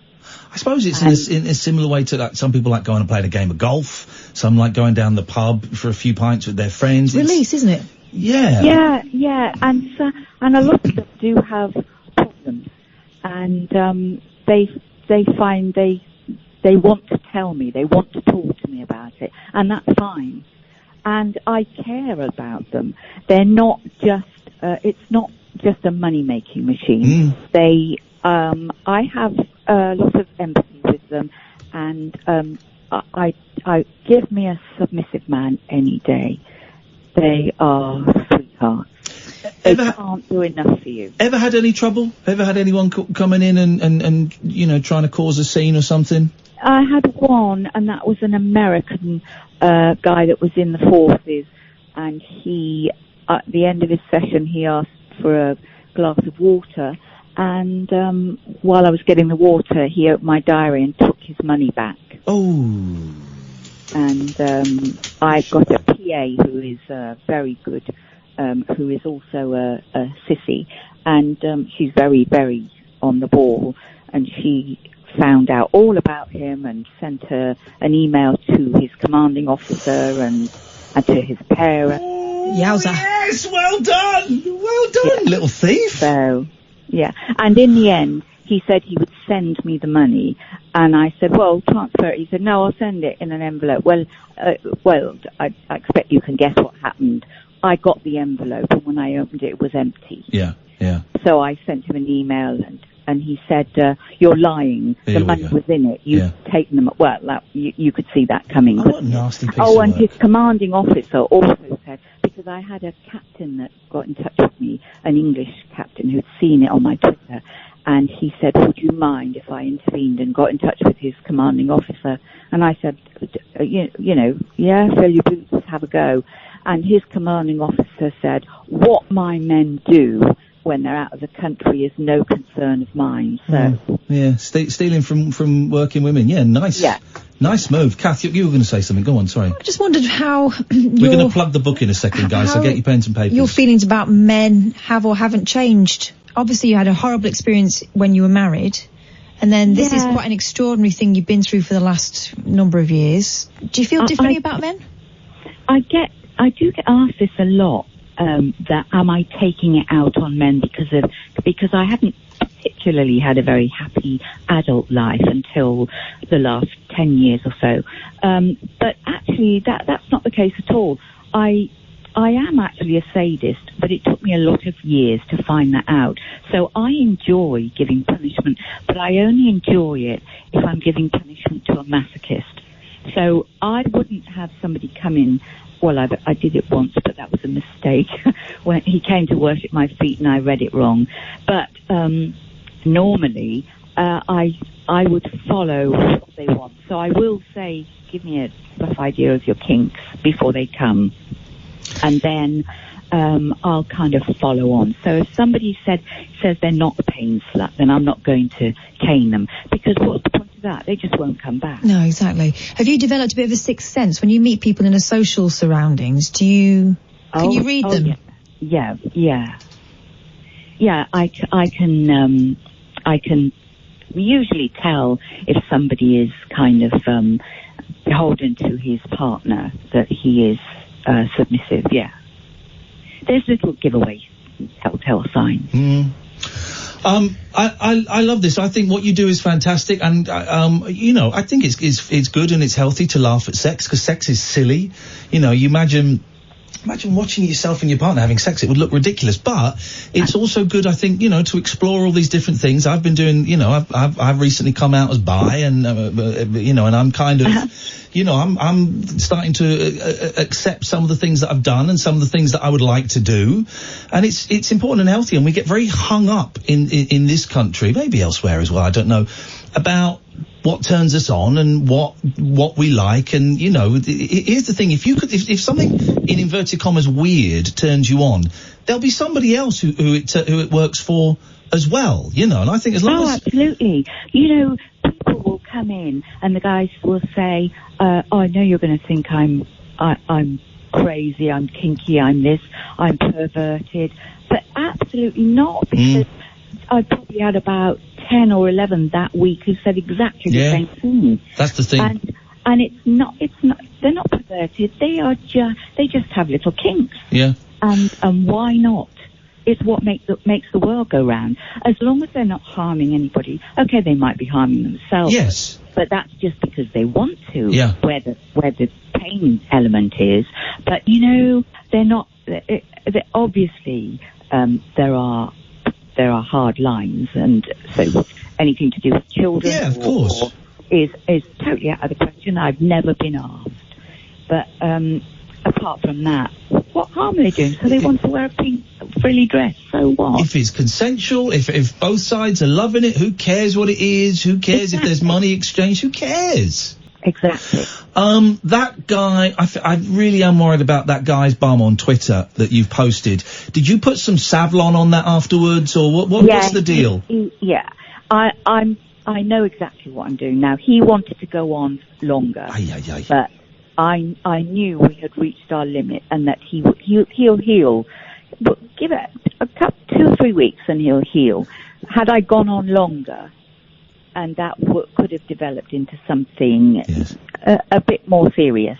So I do know when to stop.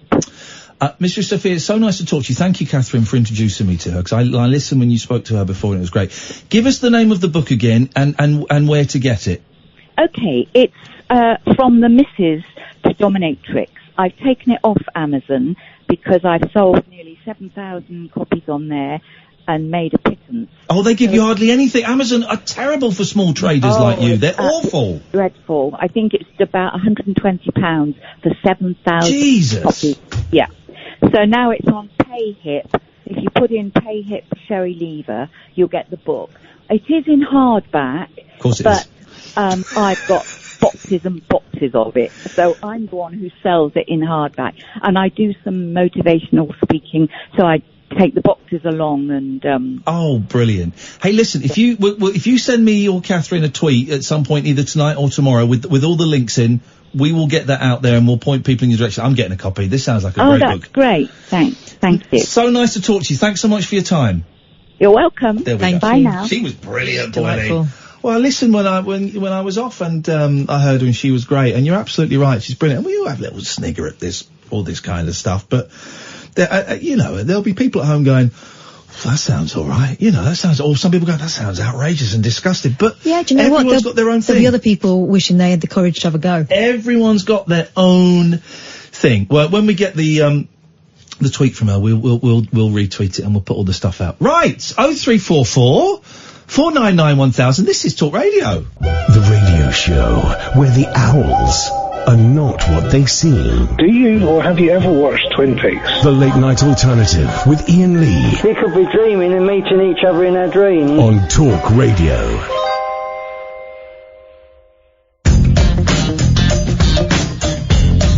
There we go. 0344 499 1000. Some of you are struggling to listen on the apps. You can always listen on DAB. You can always go to talkradio.co.uk. Let's go to Brian. Good evening, Brian. Hi, I've just tuned in not long ago, so I've only heard little bits of it, but I just found that quite amusing. It's obviously not for me. What do you mean? It's obviously not for you. Why is it not for you? A little bit of wearing some leather shorts and getting your bum spanked. What's wrong with that? Oh no, Ian, it's not my Let me slap your bum. Really. Bend over. Let me slap your bum, Brian. No, thank you. I'm just naughty saying, boy. Naughty Brian. Dirty. Leave him alone. Boy. I was going to say that would be. I can see Theresa May doing that kind of thing because she obviously likes power. Well, what do you think of that idea? Why are you imagining a strong, powerful, professional woman in such a... Why are you imagining Theresa May? I think... Because basically she's a useless politician. She made a right mess of everything. So see, here's the thing. I think that, like Sophia said, that it's the people who are in power as their job. They're generally the ones that then like to bend over the back of a chair and be hit by a hairbrush. Mm-hmm. I would always, when you see someone in power, I always think, I bet they got some women's underwear on underneath them, the blokes. And that they go home and they, get tied up. That seems to be the way I think. I can't imagine that someone who, is in charge of the country then goes home and carries on. No, I think to a certain extent, right, I can understand why, if you have loads of responsibility and power, you want to go home and have someone else take control for a while. And so an extension of that is, maybe being treated a little bit naughty. You're a naughty boy, Brian. Naughty Brian. What are you? Absolutely naughty. There we go. Thank you very much, Brian. We got there in the end. Good evening, Clive. Good evening, Ian. Good evening, Kath. Hi, Clive. What can we do for you tonight, sir?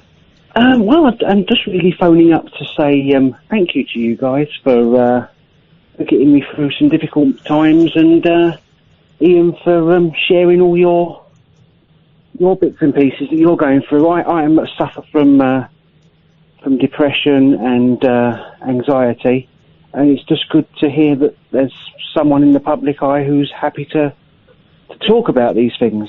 Hey, nice one, man. What's been going on with you? If you don't mind, you don't have to tell us. I realise it's a really personal question. You don't have to answer that if you don't want to. You can tell me to get lost. No, not at all. I just to tell you, I normally listen on the podcast. Thank you. So, and Kath helped me on Twitter the other day by advising me to unsubscribe and then subscribe again because there was that problem going on. Oh, yeah. Well, I'm glad that worked. That's just the version. That's just the online version of turn it off and turn it on again. This is very true. Same thing. It's the same thing. I've got an autistic 6-year-old daughter. Okay. Listen, 6-year-olds are exhausting at the best of times. I imagine that autism perhaps creates slightly different the problems, and I say problems in the way that all parents have problems. I'm not saying that she is because of her condition, but they're probably slightly different. Yes, definitely. There's challenges, and I've suffered from depression since I think since my mum died in the early 90s when I was only about 10, 11 years old. And then it's kind of spiraled on into my adult life where, you know, I'm happily married with a wife and a daughter and everything like that. And yet I just have these times when I spiral down into a black crevice and... It's lonely, huh? Yes, even though you've got everything around you and you can't explain what the problem is. And people say, well, what's wrong? Why are you feeling like that? And you just say, I can't tell you, I don't know.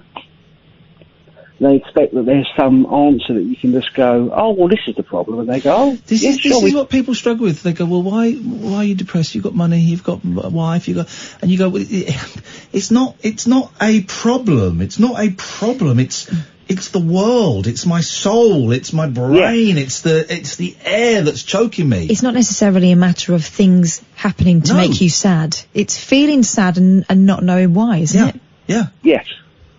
And when we say sad, my God, it's all consuming. It's all, it's beyond sad. It's incredible. But let's not dwell too much on the dark stuff. Are you saying that for the moment, and I always think these things are temporary, so I never say you're cured, but are you on the up? Have you turned a corner? How are things at the moment? Yeah, I'd say at the moment things are chugging along nicely. Wicked. I've just been put on a different medication and it seems to be doing the trick. Nice one, Clive. Well, listen, I really appreciate, and I know we've kind of veered slightly away from the mental health stuff a bit, but I don't want anyone to think that they can't call in to share that stuff, because that stuff is more important than us, dicking around talking about bumming aliens. Well, maybe it's not. Well, that bit was funny. That bit was good. Well, you wait till it happens to you. Well, you never know. But people can phone in and talk about their lives in the way that Clive is doing anytime they want. Everyone's very welcome. Summer holiday. Well, was it 6 summer holidays, isn't it? How's it going so far? What are you in, week 2? About week 3 because she finished early. But yeah, we're just trying to find things to do. And isn't it expensive? Yes. Everything's expensive. Everything. Because listen, I'm all right. I've got a couple of quid. I'm okay. But I'm booking things because I've got the boys for a few weekends. We're going to Italy next week, but I've got a few weekends. And so there's an Addams Family musical on near me. Take 3 kids, me and 2 kids, it's 65 quid. I've booked a session at, there's a lake near the boys where they have like inflatable obstacle coursing. That's cost a fortune. Everything is so expensive, Clive. Yes, definitely. How's anyone supposed to... Even the cinema, Oh, God. About 30, 40 quid once you put everything else on top. Well, you want to get some sweets and stuff. Yeah, you're right. A couple of drinks. Tell you what, the best investment we've made this year. Yeah. Paddling pool. They're in there. Well, as soon as it's, not too hot in the afternoon, they're in there all that's lucky evening. If you're lucky enough to have a garden. I suppose. Not everyone, again, I am, that my best investment has been the fire pit. It's 25 quid on Amazon and the boys love it. But again, you're living on the 15th floor, I would suggest do not have a fire pit on the balcony of a block of flats, Clive. Or a paddling pool. That's terrible. Sit him in the bath. Put the kids in the bath, Clive. Or the sink. Yeah, very true. Hey, listen, man, thanks so much for calling. I really appreciate it, and I've got my fingers crossed for you, brother.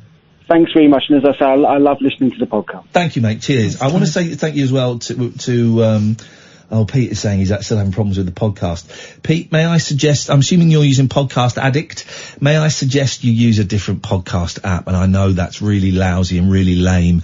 I think we've got as far as we can. The podcast guy don't seem that bothered with the podcasts, and most podcast apps have got them up and running, and the podcast guy seems to think that's good enough. Personally, I don't think it's good enough, and I've got no idea why anyone would consider that to be acceptable. We've been told we're not allowed to tweet the podcast guy because he gets upset. It breaks my heart, Pete, because this show feeds my kids, and I'm really sorry. I just want to say, and then we're going to take a break, and we've got Dave, we've got Alistair, and we've got Luke. We were in Belfast over the weekend, Kath and I. We couldn't have been made to feel more welcome. I'm really sorry I didn't get to go and see Russell. Russell tweeted me. He may call in later, he may not. I think you were saying it might be tomorrow now. Okay. Saying a very similar thing to Clive, wasn't it? Sorry, I've just said to Clive there. Let me just read this. He sent a series of tweets saying, I'd love it if you come in and see me at work. I'm just around the corner from where you're going to be, but you saved my life. And I went, I'm really sorry, man. We didn't get the chance, but thank you. And then he said, Ian, thank you. I was sitting on a Passover over the West Link in Belfast, listening to your show on my phone that night, and you stopped me from jumping by talking about your own experiences. No one else saved me that night but you. Well, I would argue slightly that you saved yourself, Russell, but you want to include me and Catherine in the show in that, you know what, I'm certainly not going to deny your experience. And he sent me that message last night. Really got me. And, I had to sit and just have a little moment to take that in, because that's some heavy stuff, man, Russell. And I honestly, when me and Kath see stuff like that, forget the low listener figures. Forget the rage hours. Forget the trouble we have to get in the podcast. That is what it's all about, Russell. So thank you, brother. Hang in there. Right. 0344 499 1000. This is Talk Radio. Tales of mystery and imagination on the radio show that does things differently. Dolly Parton, I listen to a record all day long. The Late Night Alternative with Iain Lee. I'm a nut job, but not that kind of nut job. On Talk Radio. Honest to God, it's the new Breaking Bad. Oh no! Suddenly it's 11:45. The hell is this show got for so long? We just sat down to start the show. No, it's crazy, isn't it? 0344 499 1000 is the telephone number. Let's go to Dave. Good evening, Dave. Hi, it's Pete Price here. Can I replace Catherine Boyle because I'm a much better producer? No, I don't think you can, and I don't think you are. I can. I do what I like. I'm Pete Price from Radio City. Okay. I can do what I like. Except you're not Pete Price, though, are you? I am Pete Price. You're not Pete Price. If you've earned over a quarter of what I've earned, then you'll have a great life. I've earned more than you've learned. Oh, no, you haven't. Yes. I'm Pete Price from Radio City, Liverpool. Okay, thanks very much indeed. Let's go to Alistair. Good evening, Alistair. I mean, that's a great thing. Evening, guys. Good evening, Alistair. What can we do for you tonight? I thought that interview with Mistress Sofia was excellent. Here we go. And I've never really thought about that before, but I'm wondering if it might be something that maybe... Yeah. What do you think, Ian? What's your advice? What, that you want to have a go at? Yeah. Go and have a go at it. Go and have a go at it. I mean, I just wondered about the... Because I used to be at boarding school, you know, the spanking I had there was a child. Maybe that might link in somewhere. Here's the thing. It might do, right? A lot of my sexual behaviour, I can trace some of it back to very specific events. When I was very young, and when I was a little bit younger, and then when I was a little bit older, and then when I was a little bit older than that. And some of it just things that I seem to have picked up along the way. But go and give it a go. If that sounded, I was talking to Mistress Sofia, kind of got a little, thing going in your, wherever it got it going, in your head, shall we say, and you make of that as you will, then go and give it a go. And here's the thing, if you have to go and, if you can find a partner that will do it, great. If you have to go and pay for it, that's great. I would really suggest that you find, and I don't quite know how you would go about doing this, but don't go and get some Romanian kid or some Polish kid that's being exploited and sex trafficked and stuff like that. I know some people don't like this narrative, but there are some people, as we established tonight, some women who actually enjoy sex work. There are loads that hate it. There are loads that are forced to do it against their will. There are loads that could certainly be classed as modern slavery and sexual exploitation. All of that. I get that. I'm not demeaning them in any way. I'm also not talking about them. There are some women who enjoy what they do. And if you can find someone who enjoys that side of things and you're happy to pay for it, bishy bashy boshy, everybody's happy.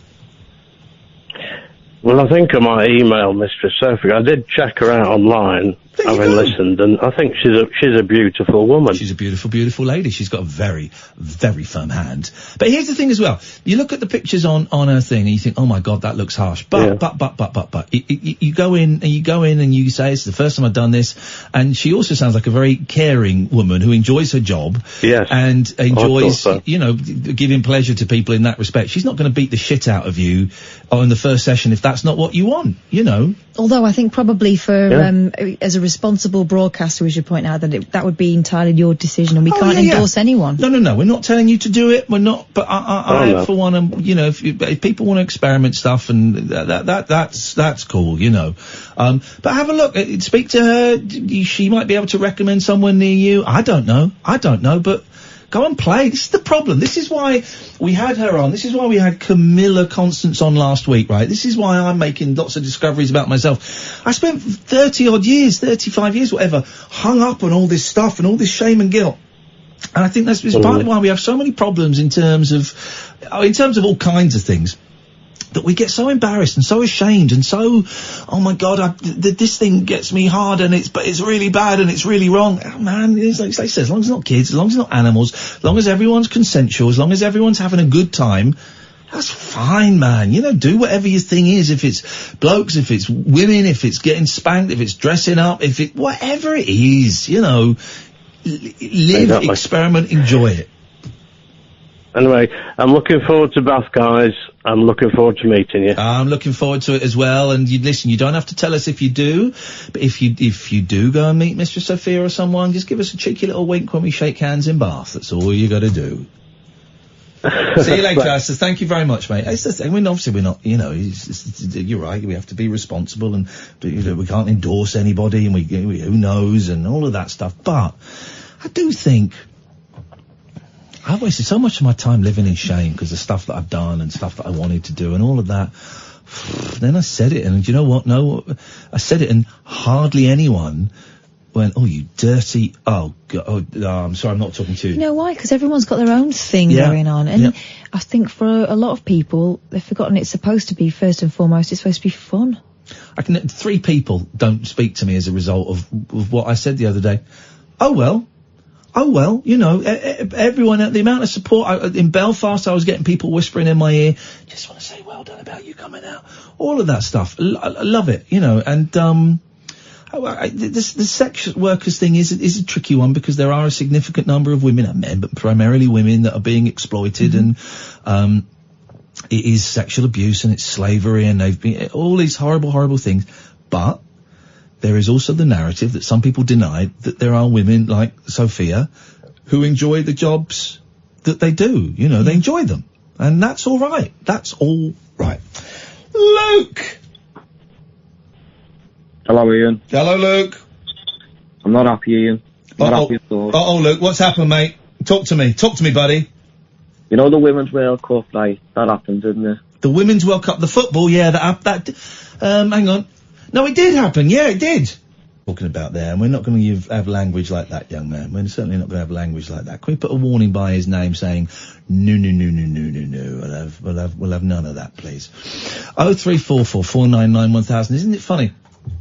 The summer holidays, and we've spoken, I wonder if it is because we've spoken to 2 independent, strong, it's quite a patronising term, but, sexually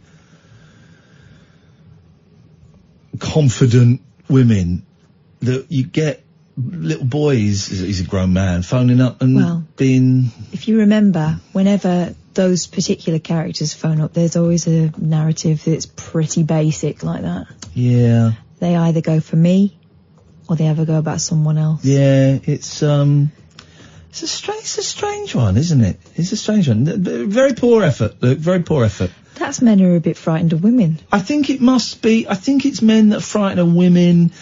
What can I say? I watched a documentary recently about incels.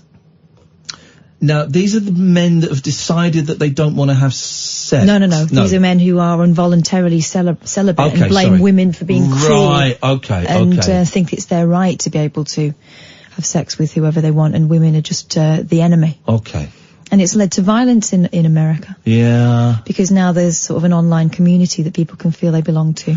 Well, wasn't one of the Simons an incel? Was that? Did I get that? Well, he said he felt that he was leaning that way, but I don't know whether he really understood what he was saying. He doesn't call us anymore. Calls James, doesn't call us anymore. After I called him out. He certainly's got a very complicated attitude to women. Which I would love to pick apart. Yeah. Oh, I'd love to pick that apart. It's But he's one of the people who didn't like us discussing anything sexual because it made him feel strange. I don't get it actually, but we're all different. We're all different, and we've all got different things that work for us or don't work for us, and all of that. I think it's interesting though where the opposite sex become the enemy. That's goddamn women! I hate you chicks. Yeah. Your boobs and your butts. Conspiracy. Walking around in dresses and sometimes in trousers. Making me feel like this and not be able to do anything sometimes about it. Sometimes in skirts. Yeah. Sometimes with shoes on. God damn it, I hate you girls. I keep thinking back to Belfast. Wasn't that fun? So much fun. Wasn't it fun? Great venue. And we sold about 100 tickets in the end. We didn't think anyone was going to come, and then they came to play. It was brilliant. We're going to come back next year. People say, when are you going to come back? We'll probably do it next year. I reckon once every 12 months, because we won't have made any money on that. I've not quite got the figures in yet. But we'll have broken even, which is great. And we'll probably pay for our food, which is great. It kind of wasn't the point. No. Because the whole idea really of doing these things was to make sure that the show travelled and that we kind of made connections in other parts of the country. And I think we've definitely done that. Oh, God, it was absolutely brilliant. I really, really loved it. We are kind of just getting a few emails to clarify. We've got a few more dates coming up. Bath in September. Then I think the week after it's looking like, just checking the times, we might do it between 5 and 8:30. On the, I think, September the 14th, I'm guessing slightly, another Rabbit Hole picture show, My Cousin Vinny, it's looking like it's going to be. Then in October, I'm going to go up to Blackpool for a retro game event. November, Brighton, and it's looking like the penultimate Sunday before Christmas. We'll be doing 2 shows at the Bill Murray. Again, I'm just waiting for people to confirm stuff, then I've got to put up the ticket links. I'll try and get the ticket links up before I go away next week for the shows that I can. Brighton should be up tomorrow, actually, because Cliff is the guy that works there. And who's brilliant. He's nuts. But he's brilliant. I always forget, he has a microphone. I don't know how, but he sneakily gave himself a microphone. It's like the voice of God. Yeah, you have his voice chiming in about half an hour into the show. Who the hell is... Oh, it's Cliff. Okay, right, fine. This is venue. I can't argue with him. So we've got a few more dates. IainLee.com/event is the place to go. IainLee.com/event is the place to go for all of that stuff. And it's looking like, I need to check the recording. Maybe it might not be, but we might be putting out a live version of Islands in the Stream as our 7-inch single. It may not be. We might need to do something else. I just need to check a couple of things. Right. We got another hour of this to go, dear listener. Another hour. We've got no one lined up. The switchboard is empty for the first time this evening. So, if you want to give us a call, it's been a little bit fruity tonight. Tomorrow we're going to do a PG show.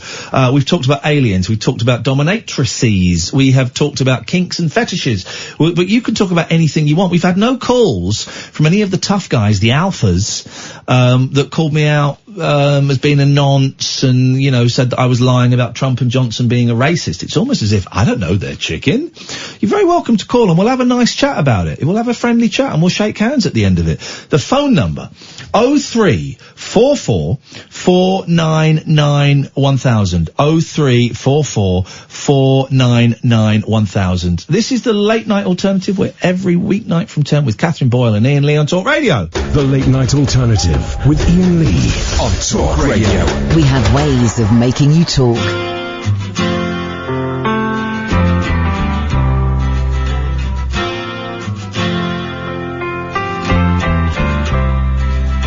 Yesterday had nothing to say.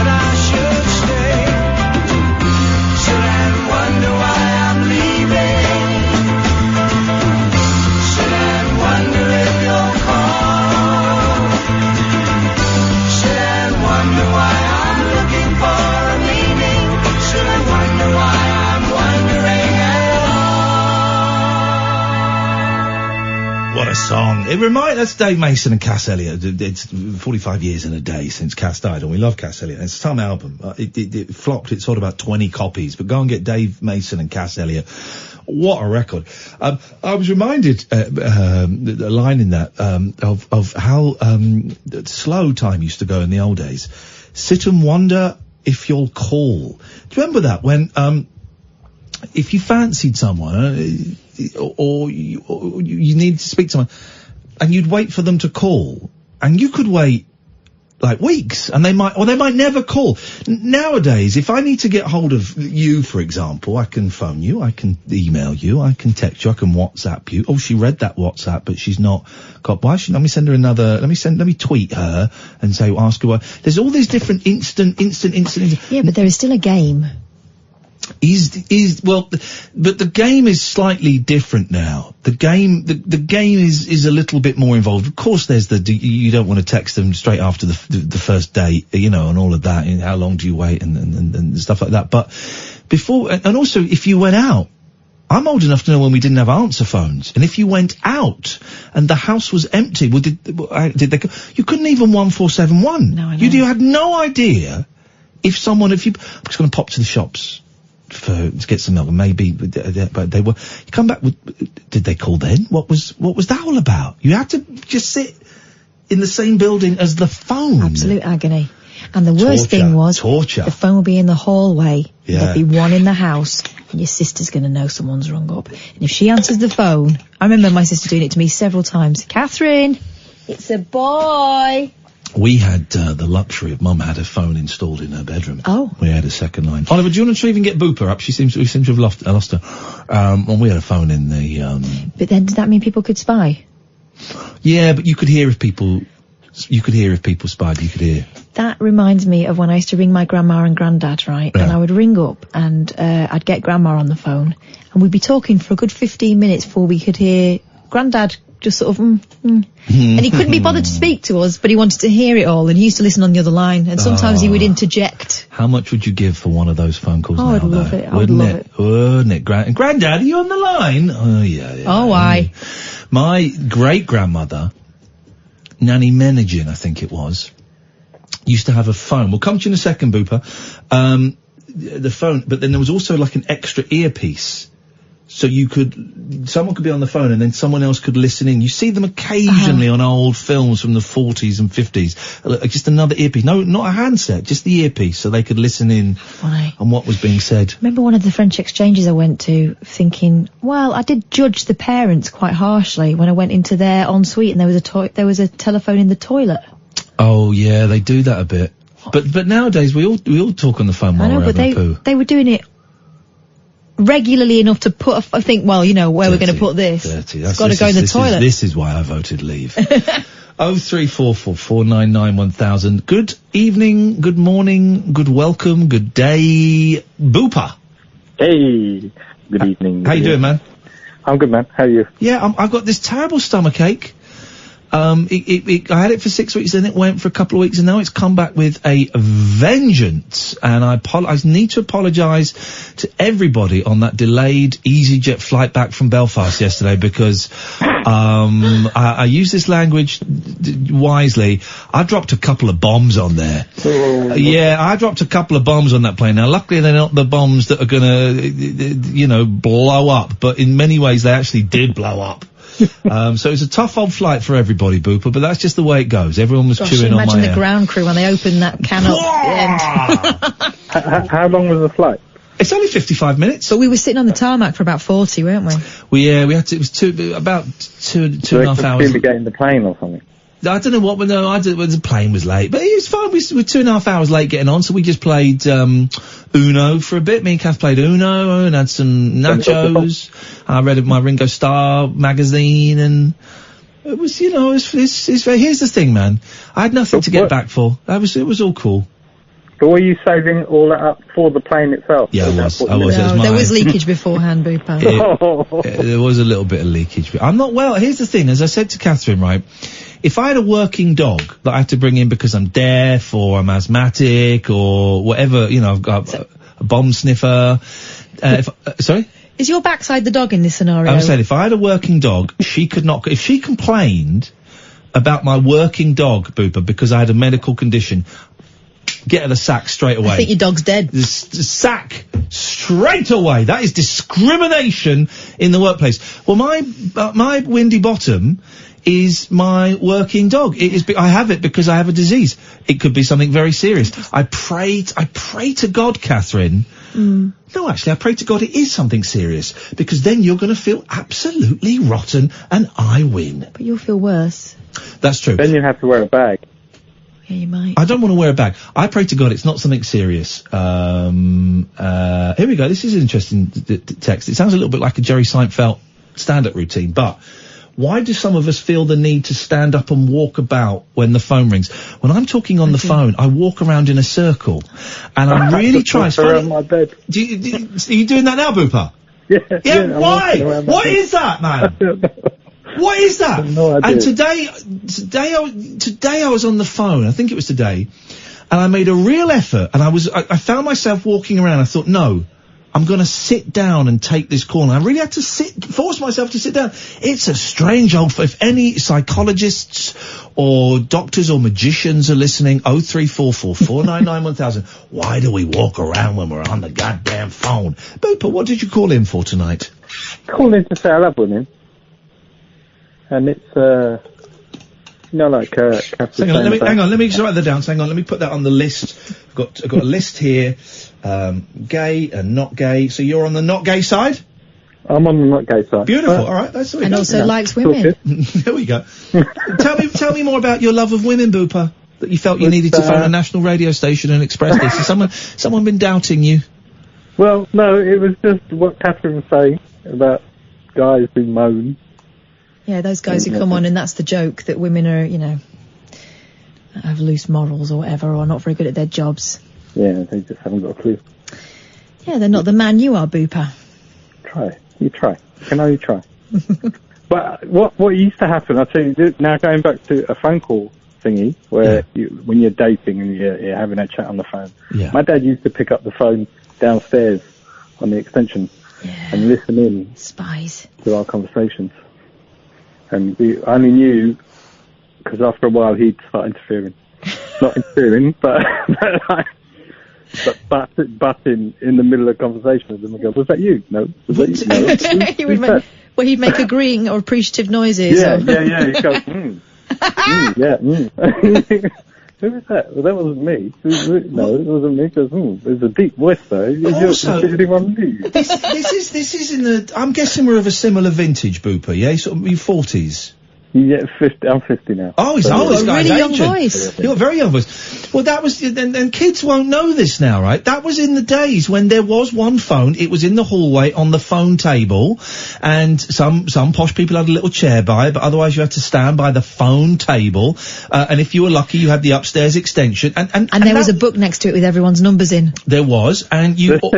Or there was one of those things, there was one of those notepads, but with where the pen there was like the pen lid was part of the stand. Yeah. And you'd slide the pen in and take it out. Like you get in a bank. And you'd have to say, Mum, is it alright if I use the phone? Who you calling?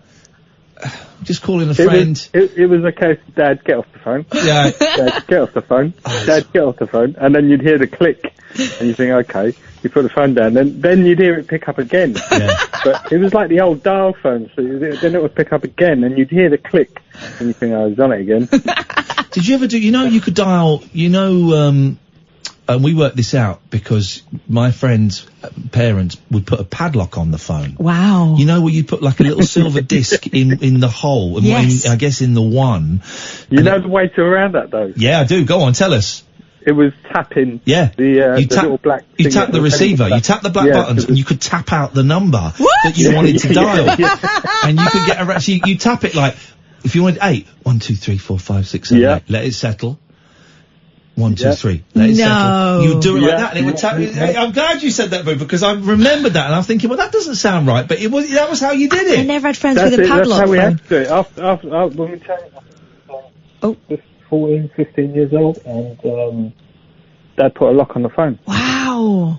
And that was it. I thought, okay. And then I was having a conversation with someone at school, and they said, oh, just do this. Really? So I tried it with the speaking clock. The first thing you do is a speaking clock just to try it quickly, see if it works. Yeah. Worked. I thought, Wow.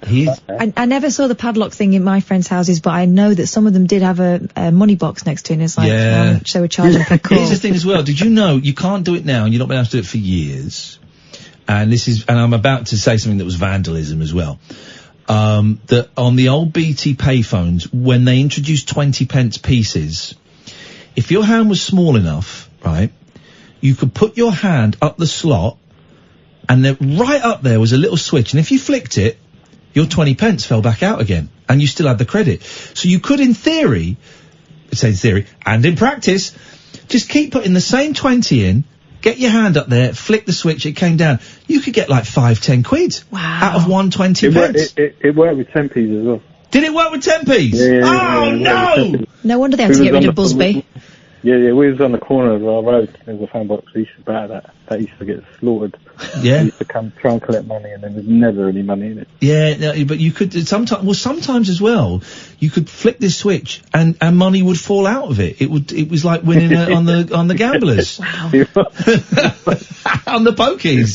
It was, and that was sweet shop money. And now you have to go and steal a mobile phone off an old guy who doesn't know what's going on.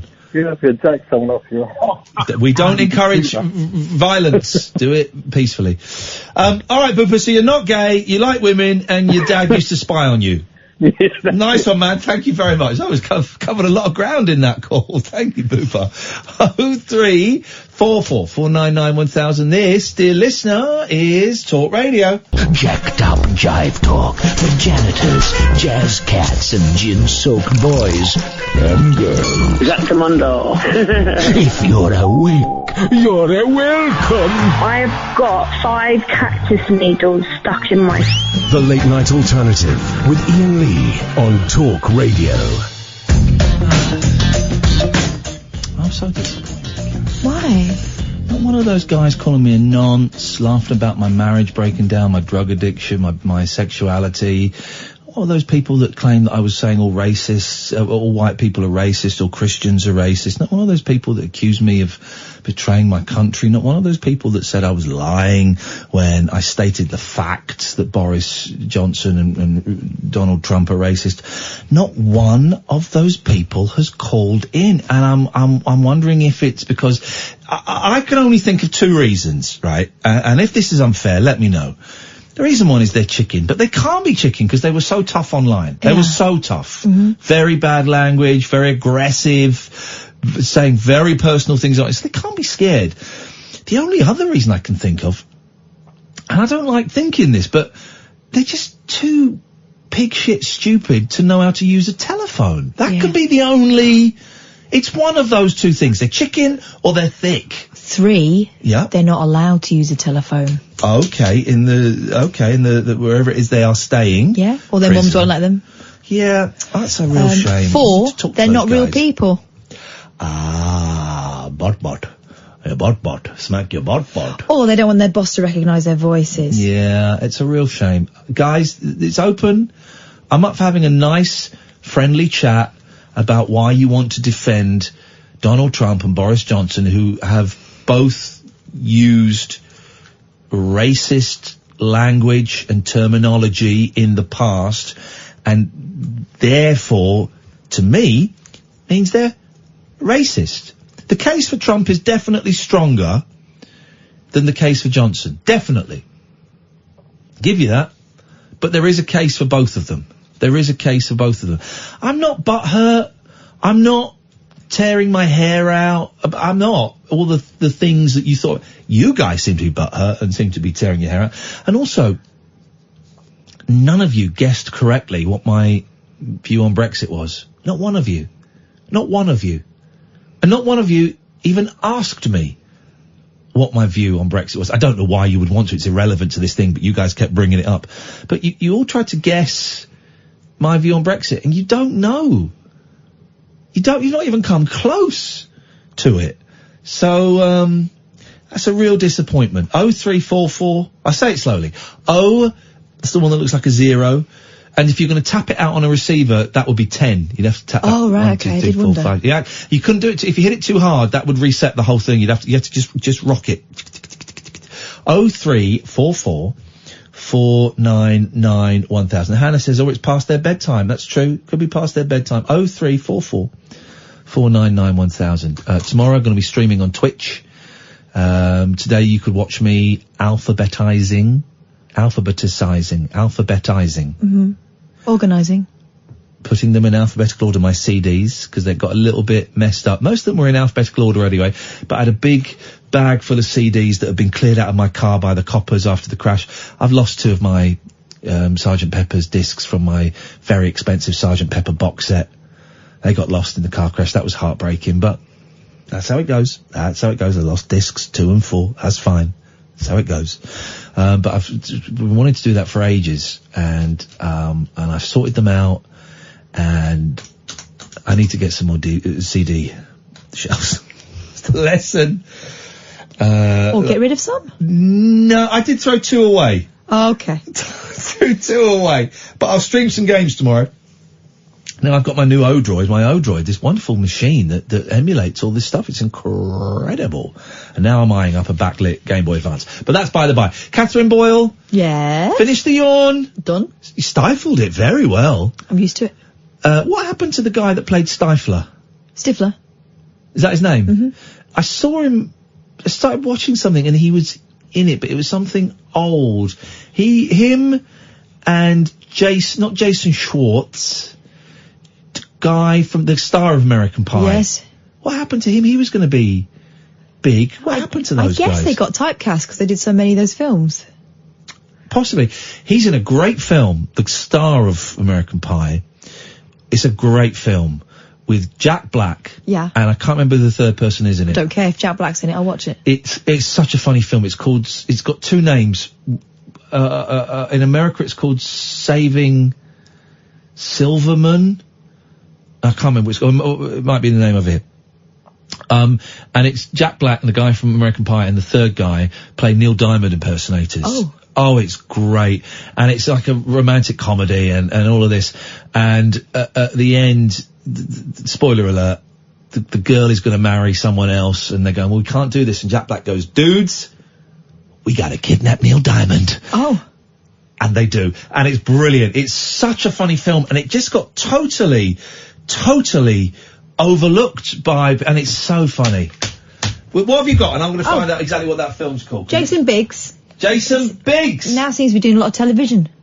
Oh, I liked him, but, yeah, he can't, what's that? I think it's Saving Silverman I'm going to look for. Okay, I'll tell you what I've got. I've got something about, Stonehenge. Evil Woman as well, it was also. Evil Woman, it may have been called over here. Come on, Stonehenge. Stonehenge. The colossal stones used to create Stonehenge. Are actually made from the body parts of a giant, according to a wild conspiracy theory, which I think is quite judgmental. We don't know. It might not be wild. Well, so we saw a giant in Ireland. We did, an actual giant. He must have been about 7'3". Honestly, because I get excited when I see people taller than me, and I will quite often, this is a bit mean, but I'll quite often go and stand behind them and ask Kath to take a picture. Not for public consumption, for my own thing, because it's unusual. We didn't with this guy, but he was well over 7 foot. Yeah, the top of your head came to his shoulder. It was lower than that. Because I keep going, oh my God, look at the size of that guy. And you're going, where? And I said, look at the size of, where? I said, look up. Oh, that guy. Yeah. It was incredible. Yeah.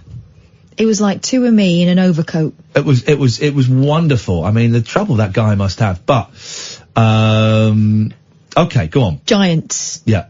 The origins of Stonehenge has baffled historians for generations, says the Daily Star, well known for its bafflement of historians. Yep. Archaeologists believe the stone structure was constructed from 3000 BC to 2000 BC, but now a researcher claims the huge stones are made from a giant's body parts. WTF? What are you saying to me? Roger Spur, who's 70... By the way, I'm sorry, I've just bought Evil Woman / Saving Silverman for £2.50. We're watching that. It's a great film. Away you go. Roger Spur, 70, believes that the stones are the bones of a giant, which are referenced in the Bible in the book of Enoch. But bones are made of bones, not stones. Well, an ancient Jewish religious text. Oh, well, according to the Enoch text, This is the thing. Did you ever watch that Noah's Ark with what's his name? Gladiator. Crow. Yeah, Russell. And it was like a big cube. It was a big box. Yeah, right. As opposed to looking but like there a were boat. giants in it. Yeah. And apparently they are featured in the Bible, like the very old Bible. Yeah. And so I think this is what they're talking about. According to the Enoch text, God created a flood around 4,300 years ago to destroy the sons of God who'd become wicked and corrupt. We know that. The flood is said to have destroyed everyone on earth apart from Noah and those on the ark. Noah had sex with his daughter. Don't talk about that too much, guys. But he was his daughter-in-law, wasn't it? No, it was his daughter. I thought he only had 3 sons. Maybe he had sex with his daughter-in-law, but he was about 700 years old at the time. So your eyesight goes. You don't know which hole you're going in. And also, I think you get more liberal maybe when you realise that your life is going on and on. Okay, just try everything. Okay, who did? Let me just Google. Who did Noah? Hang on a second. Sorry, do you mind if I just do this? Can I just? Hey Google, who did Noah have sex with? I can search the web. Yes, please. How do I do? Hey Google, who did Noah have sex with?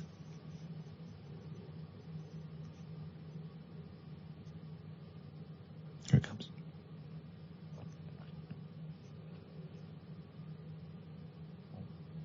It's thinking. Sorry, I'm so sorry. I've interrupted you all. I could have Googled it for you. No, it's fine. We could do. Hey, we'll take it easy. Well, yeah, that's what you're doing. No, I'm not. I'm asking Google. In a less efficient manner. Hey Google, did Noah have sex with his daughter? It's thinking.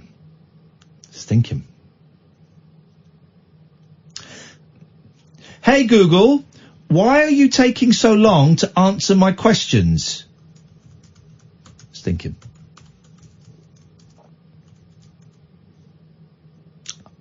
Really? Hey Google, why don't you kiss my ass? Oh dear. I don't think it's working. Does anybody know? Hey Google, who did Noah have sex with? I can search the web. Yes! I thought that's what you were doing! Hey Google, I thought that's what you were doing! Here's a matching video. A video? We don't really want that. Hey Google, can you search the web and tell me who did Noah have sex with? I can search the web for answers. I found something. Hey Google, please search the web for answers. That's bullshit. What have you got? This is according to incestuous relationships mentioned in the Bible. It's on Wikipedia. Okay. In Genesis 9:20 to 27, Ham saw his father Noah's nakedness. Oh, okay. The Talmud suggests that Ham may have sodomized Noah. Who? Wait, whoa, sorry, what? Yeah. Hang on. His son to father. In more recent times, some scholars have suggested that Ham may have had intercourse with his father's wife. Hang on a minute. I can do a funny here. I mean, it would be ham. Exactly. Ham and cheese? Ham and bell cheese? Stop it. Ham and mayo? Here's what Quora says in answer to the question, did Noah's daughter sleep with him in the Bible? Yeah. No, but according to some interpretations, his son Ham did. According to Genesis 9:20 and 21, Noah was drunk and then Ham saw the nakedness of his father. The same term in Hebrew is used to indicate sexual exploring. Given that they all shared a common family bond, it may be strange to consider this text literal. No doubt there'll be many moments on Hang on, sorry, Kath, sorry. Hey Google, did Ham have sex with Noah?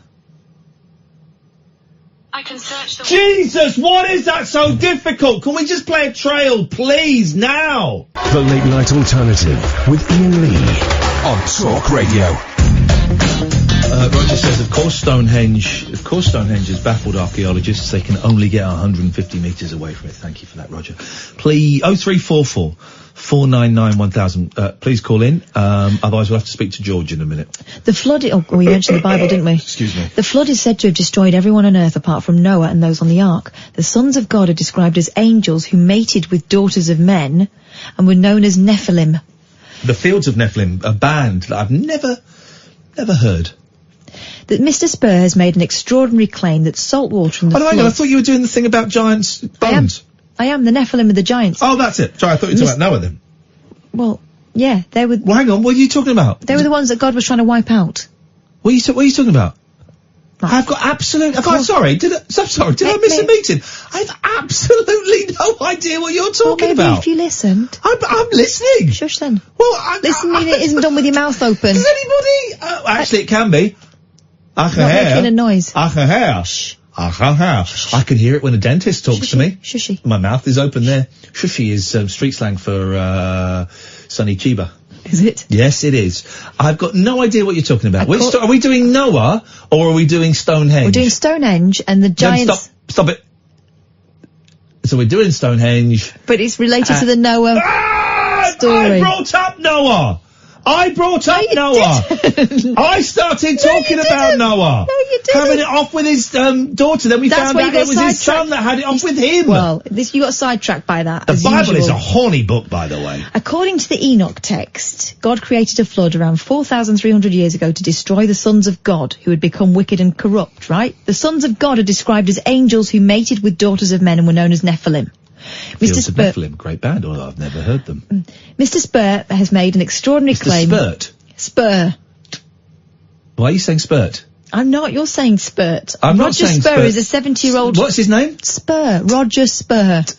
You're saying spurt. I'm not. I can hear the T. Roger Spur. You're saying... I'm not saying why would I say at the end of you're weird. What? Mr. Spur, That is Roger libel. Spur, 70-year-old historian. What's his name? Mr. Roger Spur has made an extraordinary claim that salt water in the flood mixed with mud to perfectly preserve the bodies of the giants, which were human-like creatures and up to 2.5 miles tall. Oh! He studied rocks around the world, which he claims are formed from the bones of giants. He described these preserved bones as mud fossils. And has claimed many rock and boulders. Spurts by name, spurts by nature. Are actually the remains of giants. The stones at Stonehenge are made from sandstone and igneous... Sanskrit. Is that where Sanskrit comes from? No. Where does Sanskrit India. come from? Okay. And igneous rocks known as bluestone. It's funny, I'm just trying to learn and I'm getting belittled and I'm going to say it, bullied. But after studying Stonehenge, Mr. Spur... rise above it, as I always do, because I am a great man that saves lives. Saves lives and changes lives. Yes. That is me. And I will rise above your petty bullying and your nonsense. Catherine Boyle, my lady. Please, would you? What do they do? I want to be the dude at parties, right? Oh, God. You know the dude at parties. So a master of ceremonies. No. So you're at a party. I'm at the top of the stairs, and then like you come in, and I go, who are you? Miss Catherine Boyle. Everyone looks up. And go, oh yeah, they come down. And you might get a little. I definitely would. You probably wouldn't actually. I would, because I'd be wearing something fabulous. Well, you're probably like wearing Wonder Woman PJs or something. Still a treat. I suppose it would be a treat, actually. It would be a treat. So I've risen above your bullying, and I'm going to let you continue because I am a great guy, and I might. But just all the time you're talking, I could be saving another life. Anyway, so they're made out of igneous rocks known as bluestone and sandstone. But after studying From India. Stonehenge. Stonehenge is not in India. Oh, I got you! Yes, mate. Stonehenge is not in India. It's in Wales. Read it. It's not. It's in Wales. You are so out of your league. You are playing with a genius. Stonehenge in India. No, it's in Wales. It's not. It's in Wiltshire, isn't it? Yeah, in Wales. We drove past it the other day in Wales. Go, you're so nuts. We weren't in Wales. Yeah, we were.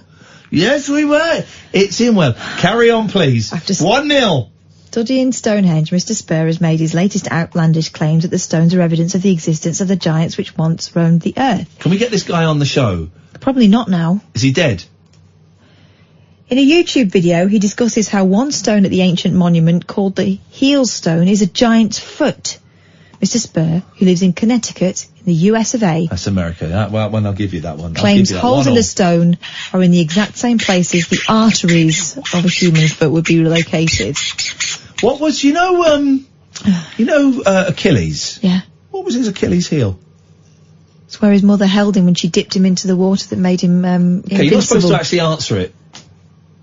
It was his actual heel. Yeah, but it's clever if you don't answer it. But then didn't he get shot in the tendon and that was the end? Okay, well, no one talks about Achilles tendon, do they? Oh, I've got Achilles tendon. 10 done. One more to go. He also thinks the stone tonight. Well, you're on something. Is this thing on? He also thinks the stone is exactly the same shape as a human foot. He said, "These are giants' body parts. The heel stone is exactly the same as a human foot. The ankle is exactly as it should be. Mud fossils are created through Mud fossils are created through a very long process. Remember when we saw someone at the weekend and you went doozer, and then because he looked like a doozer, and we both started singing Fraggle Rock. Yes. I just want to make sure that actually I always happened. think that when I see a man in a construction helmet. I always think that when I see a tiny person that's 2 inches tall. Continue, please. I'd love to hear the end of this story. Mud fossils are created through a very long process. The salt water takes out all the gooey stuff in the tissue and petrifies the soft tissue remains. Ooh. It's called saltwater flooded petrification. I used to have, there we go. I used to have petrified remains when I was a teenager. When I'd hear my mum walking up the stairs, I had to finish off quick. Took out all the salt water. Yeah, Mr. Spur, 70, just in case you'd forgotten. What was his name? Mr. Spur. Added that there are areas of the stone with discoloration in the stone. There's in the stone in one sentence, but it's in fact dried blood. In fact.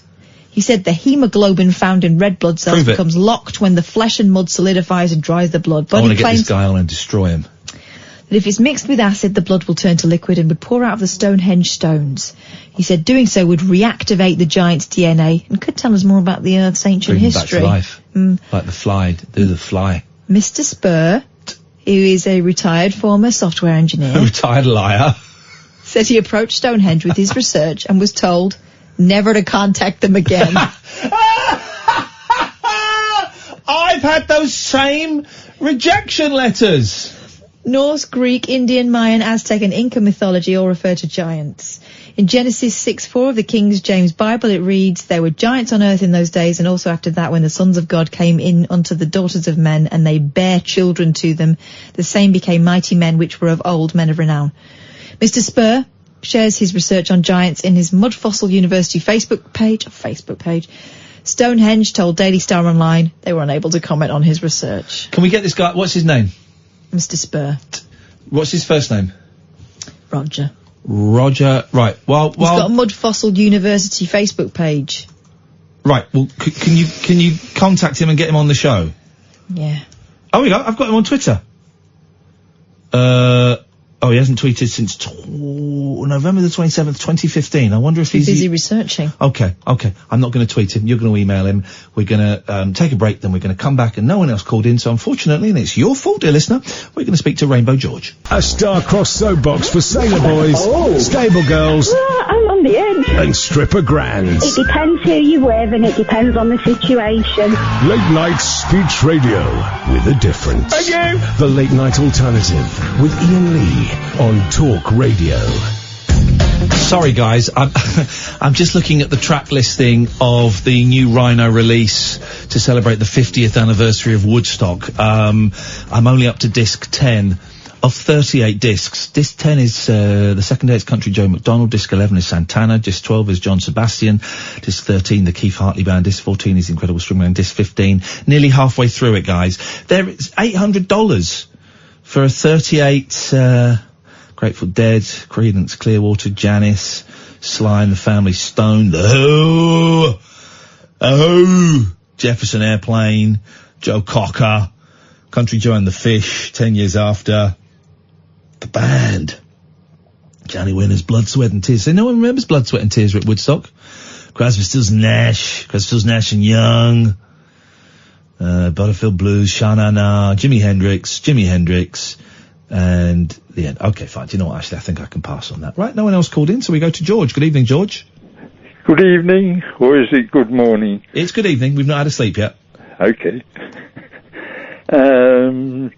you've conjured thoughts talking about Noah and asking Google for questions. Why can't you ask me those questions?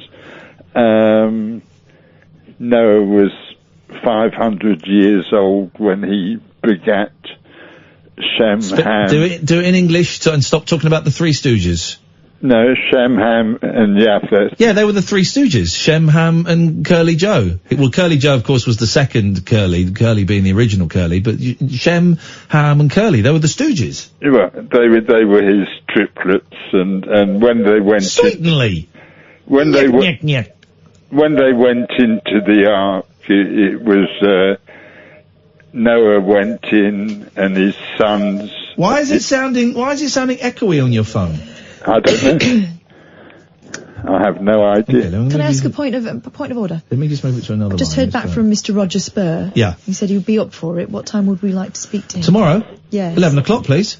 We have a guest in the studio. Is that still okay? We've got a guest until 10 till 11 tomorrow. We've got Bill Alzef coming in. All right. And we'll have Mr. Spurt on tomorrow night. Carry on, please, George. Yeah, Noah went in and his sons and his wife and his sons' wives had a party, sex party. With him. None of the women are mentioned. Their names aren't mentioned at all. And so begins the patriarchy. Well, it's interesting.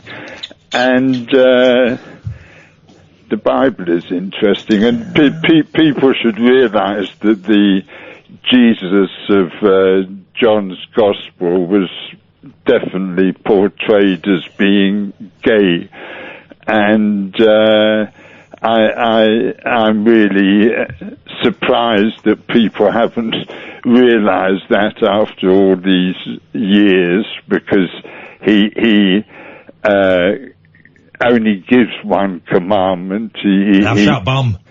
No, he commands having told his disciples that to be his followers they have to leave their wives.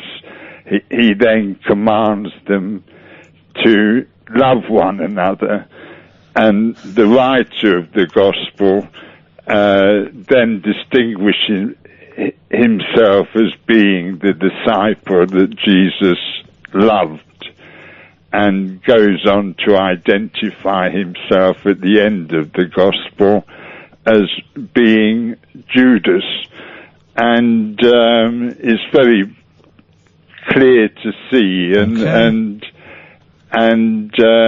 well, I'm happy to have been able to share that with you. Well, of course you were there, George, so we get a first-hand account, so to speak.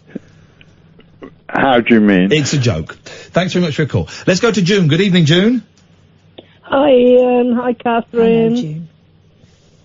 Hello, June. I've got a little bit of advice for Clive, the guy that phoned you in before with the autistic daughter. Oh, yeah. I don't know if he'd actually had her diagnosed. If he has, and he is claiming disabled living allowance for her, he can use the paper to get himself in to a lot of places free of charge. Oh! Well, I don't think I approve of that. Why should he get in free? Because it'll be a lot easier if there's somebody there looking after his daughter. No, I don't think he should be allowed in free. I think, if anything, he should be made to pay double. No, that's not nice. No, that's not nice. Well, that's a good suggestion. Hopefully he will, if he didn't know it, he knows it now. If he doesn't know it, there's also a card he can get that gets him into the cinema, a carer into the cinema free. It means the child's photograph has to be put on a card. Okay. And they carry it with them, and anybody that goes with the child can get in for nothing. Beautiful. I got a card for my mum, which means a carer's card for the cinema, which means I get to get in. I get to get in for free at the cinema. Some cinemas, not all of them, I don't think. Yeah. But I get That's to. not all of them, but it's a lot of them. Some of them are scumbags, and they won't allow you. But yeah, no, it's good. It's good. There's all these little bits and these little hacks out there. Yeah, there's all sorts of little bits and pieces from the Autistic Association and the Carers UK Trust. There you go. All right. Nice one, June. Thank you for that. That's okay. Bye. Tatty bye. There's all these little bits and pieces out there that, here's the thing, no one tells you, oh, your mum's disabled, you're in touch with this, oh, your kids, no one tells you. You just gotta find out yourself. How do you know? You've got to hope that you find someone who's in a similar position or has been, that knows the tricks. I know that you get, if you're taking someone in a wheelchair, you get the carer gets a free ticket in the theatre. No one told me about the cinema. Gosh. No one mentioned it. The Chuckle Brothers' older brother dies. Jimmy Patton, 87, passes away, leaving widow, 27. Yeah. Who he married 2 years ago. This is a strange one. Jimmy Patton, the older sibling of TV's famous comedy duo The Chuckle Brothers, has died, aged 87. Jimmy appeared more than 40 times on his brother's Chucklevision show between 1990 and 2009. Chucklevision was strange, because Chucklevision was then dressed up as dogs. It started out that way, didn't it? Chucklevision. And then turned into them. So it was silent comedy, them starting out as dogs. And then at some point they must have had a meeting and gone, do you know what, Barry? It's going well. It's good. The thing in the dog suits is good. It's funny, and we've got that, and we know it works, but I think the time is right to come out of the suits. Whoa, no, not coming out. Let's just try it. No, we can't. Don't F with the formula, Barry. Barry, I want it. They're both called Barry, I think. I don't remember. Paul and Barry. Don't mess with the formula, Paul. Barry, and they would fight about it, and then eventually they took off the suits. Jimmy often appeared as boss characters on the show and was known as No Slacking because of his catchphrase. And remember, no slacking. Yeah. He also appeared on David Nixon's comedy bandbox, The Good Old Days, and Seaside Special. I do apologise, in a TV career spanning 50 years. Is this on? Hello? A statement on the Comedy Pair's Facebook page, they said the Chuckle Brothers' older brother, Jimmy Patton, has sadly passed away. So that's sad. This was last week. That's sad. But you do wonder how he's got... What, I said, when age gap relationships are cool, because it's cool. But 60 years? 60 years difference? That is... I mean, sometimes we find it tricky enough talking to Sam, because we talk about things that didn't happen in his lifetime and he's just none the wiser, but... 60 years is a big old, it's a big old gap, isn't it? And you got to wonder, I mean, I doubt he was a millionaire. It's not like, who was that poor soul, that woman that married the billionaire?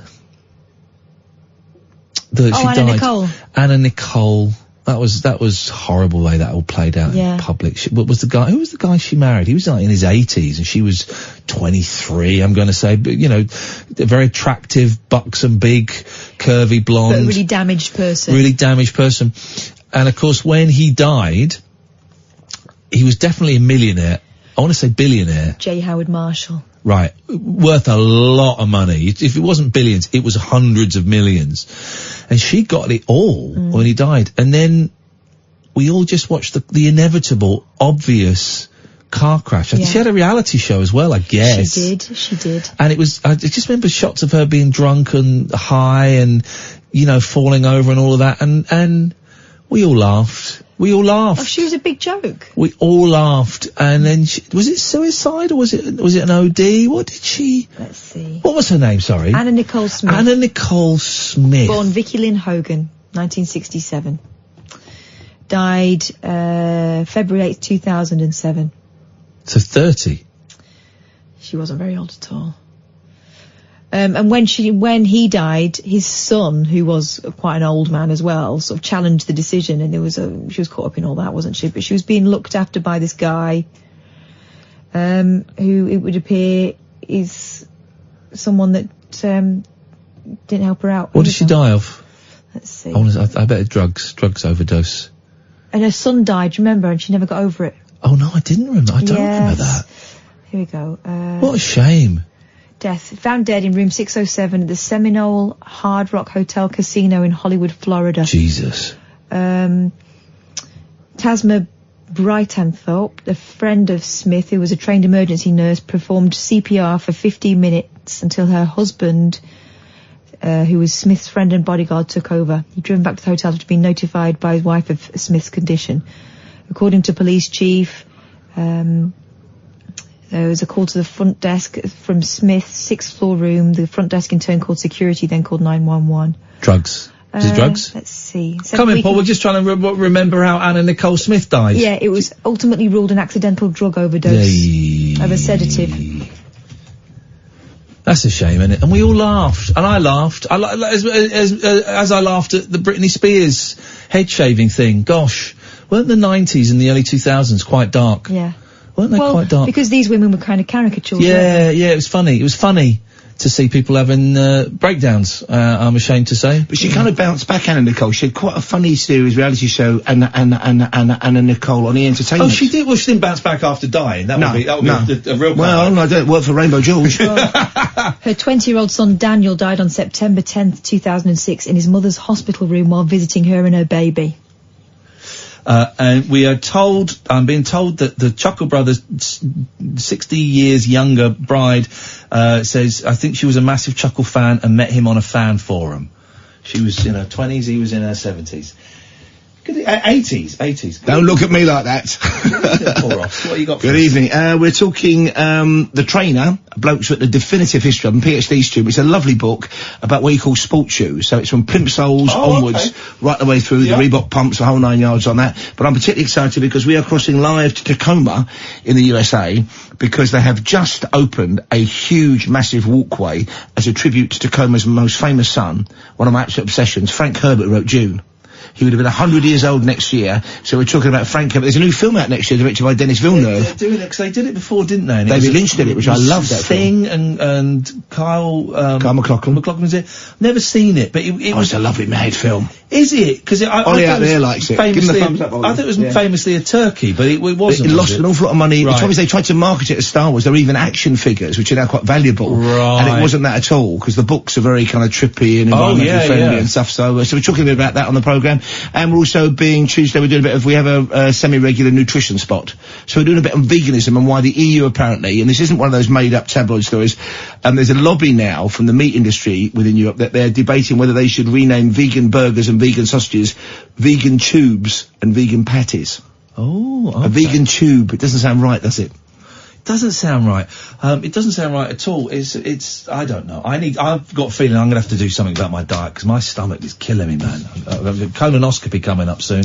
I thought you'd have one, or no? No, I had to go Friday, and he put his finger up there and a camera up there, but only up a little bit, and I've got to go and up there. He's gonna whack it all up there.